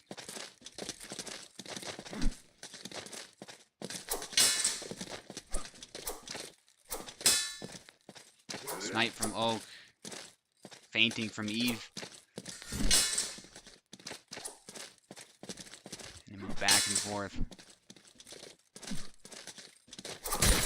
Oh, Oak just takes the hand right off. There's kind of a scooping cut. I don't think Eve expected that.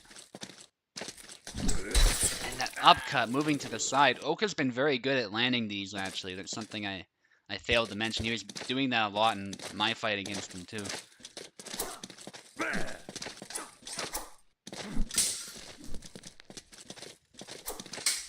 Chop from Eve. Oak going for a hit to the head. This is peak Hellish Quart right here, and that's a double. Right as I say that. But seriously, it is peak Hellish Quart. Regardless of that, the doubles are part of the experience. Part of the fun, without a doubt.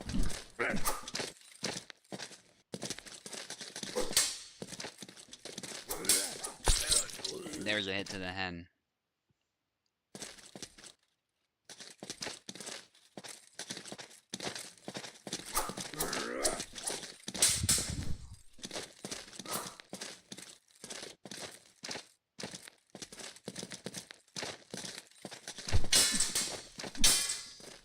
There's the 1-2 combo from Oak, which we haven't seen a lot of this tournament, actually. Oak has been trying to be very precise, going with alternative combos to that. And it's been working pretty well.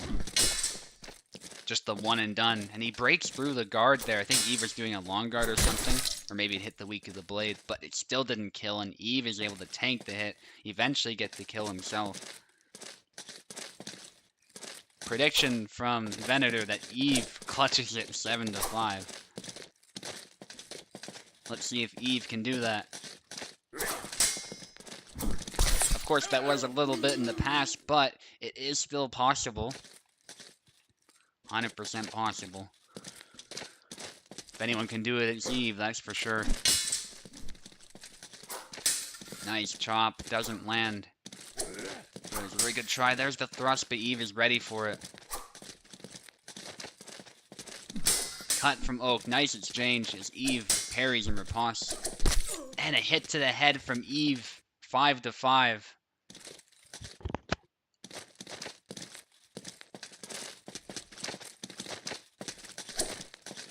Nice feint. And a feint from Oak as well as they get into measure and then back away.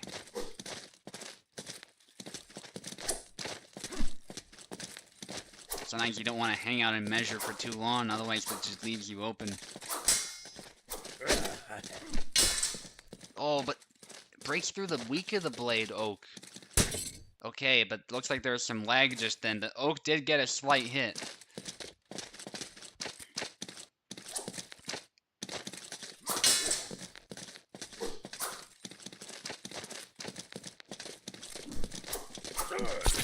Oh, and there's a cut to the hand from Eve. Now we'll see if Venator's a prophet or not.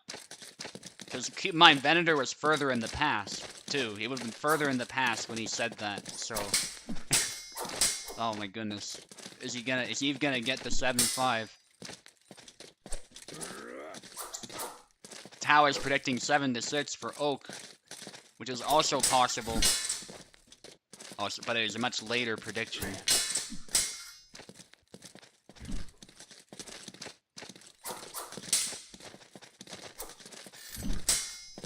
Oh, the upcut almost landed for Oak. It was good that Eve moved back, I think. There's the chop. Eve going with the lunge. Nice parry with long guard of the stab. Beautiful exchange. Eve gets it 7-5. Venator is a prophet because he predicted the outcome. And Eve takes it. That was a beautiful sequence, that last flag. Another candidate for Hall of Fame, I think. There might be more than just 2 as well, so like let me know if one stands out for sure. But Eve takes it. This, in fact, we might have one coming up here because Eve's got to fight me now. And our fights are always insane. So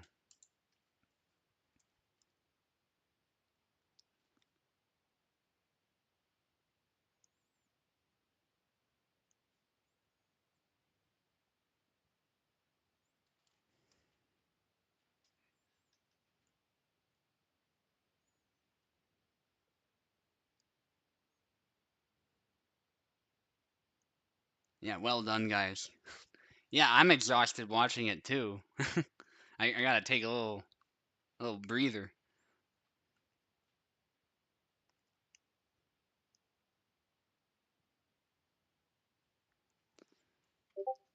Beautiful. So if you have to take a break, Eve, that's perfectly fine. One more minute.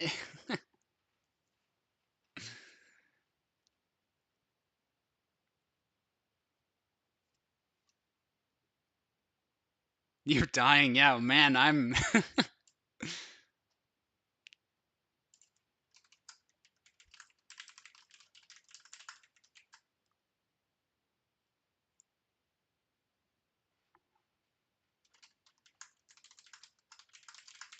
Yeah, take all the time you need.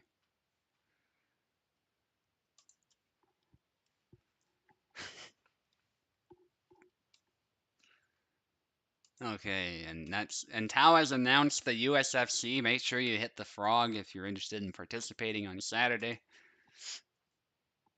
Won't be long. Shake the arms out. Fair enough. Yeah. Little question there posed from Maestro.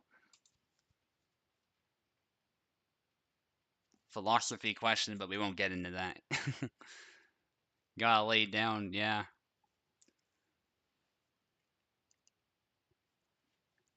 Design flaw is exhausted. Bender says you can call me Mystic then because I predict these things. I mean, you were 100% right. And much more in the past than it looked from my perspective. I'd be curious what exact flag you said that, but you were certainly, fairly far back, so very good prediction. Probably back when it was looking pretty bad for Eve, I imagine. But either way, looks like Eve might be ready. There's no rush. I'm happy to wait. All right, yeah, Eve's ready. Obviously, I take the left side.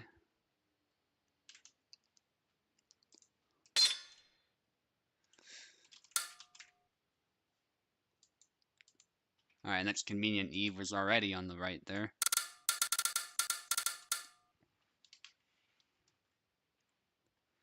5-3, I think. Yeah, like it was not looking too good. Very good prediction there. I'm gonna give Barabash a try. Because, I don't know, he's just been... He's really felt good in my hands today, so... We'll see what happens.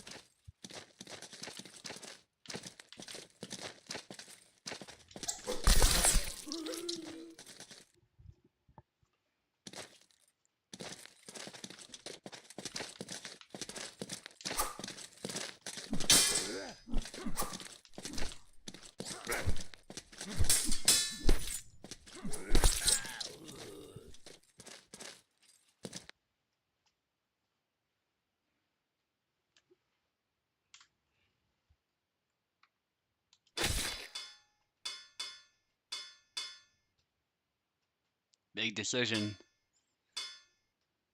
Big decision. Who does Eve go for? Take your time. Take your time. Isabella's valid too. Yeah. It's not a saber only tourney after all. Eve has some options here. I'm just sticking with Barabat, of course. I'm not gonna deviate from that.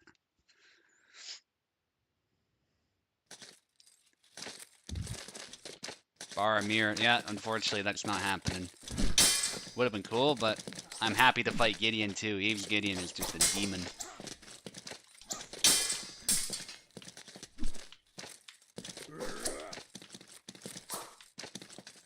Oh no.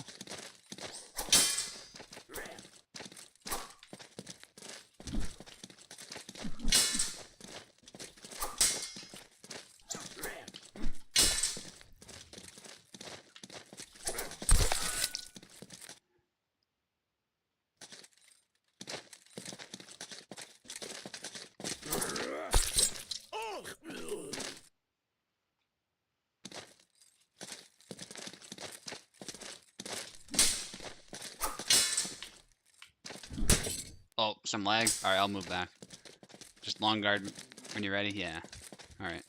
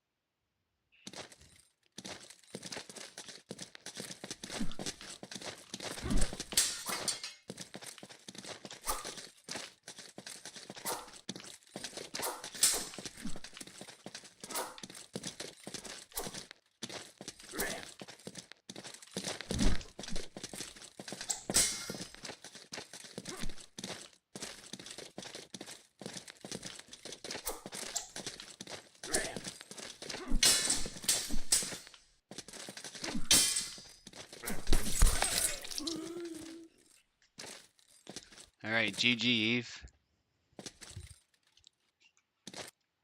Yeah, I think Bara was definitely the pick. Just a nice balance between speed and power. Alexander's cuts are a bit slower. Of course, the footwork is faster, but the cuts, I would say, are much quicker, and they're also just as threatening. Yeah, it's that thing we were talking about, the frame traps. I think Barabash is very good at doing that to Gideon. And obviously his sidesteps are very good. They're, I think, just as good as Alexander's in some ways. They're very explosive. They don't cover as much forward distance as some of the really big ones that Alexander does, but they are very explosive for close range encounters. They're not very good at the single tempo actions that I like doing. That's the only thing. But I think here switching up the tempo is really the thing that helped me, so I didn't need those. 3 consecutive tight matches will certainly put to the test your mental endurance. Yeah, I mean it was exhausting even as me. Even though I'm the host, I was still watching some of these fights, and I was feeling some of that exhaustion and some of that pressure as well. So yeah, it was a tough climb for Eve, and it makes for a good story in a tournament. I think when someone has to go through those climbs, I certainly know how that feels as well. And either way, Eve did incredible this tournament and deserves a lot of praise. Oak did as well. Having fought him, I can say his performances have been amazing. Got to give a shout out to Platt for doing so well as well. And honestly, I think Piper deserves a shout out. You know, obviously, I wish he didn't betray his main, but he showed us some really good Marta gameplay, and I think he took her much farther than people expected, especially for someone who doesn't have as much experience with her compared to Alexander. He's definitely hasn't been known for using Marta. And Design Flaw did some pretty cool things with her too. So great performances by everybody. I think. I don't think anyone should go away feeling defeated. And thank you for coming out. I'll end the stream right here. I think not much more to say. So I'll see you all next time.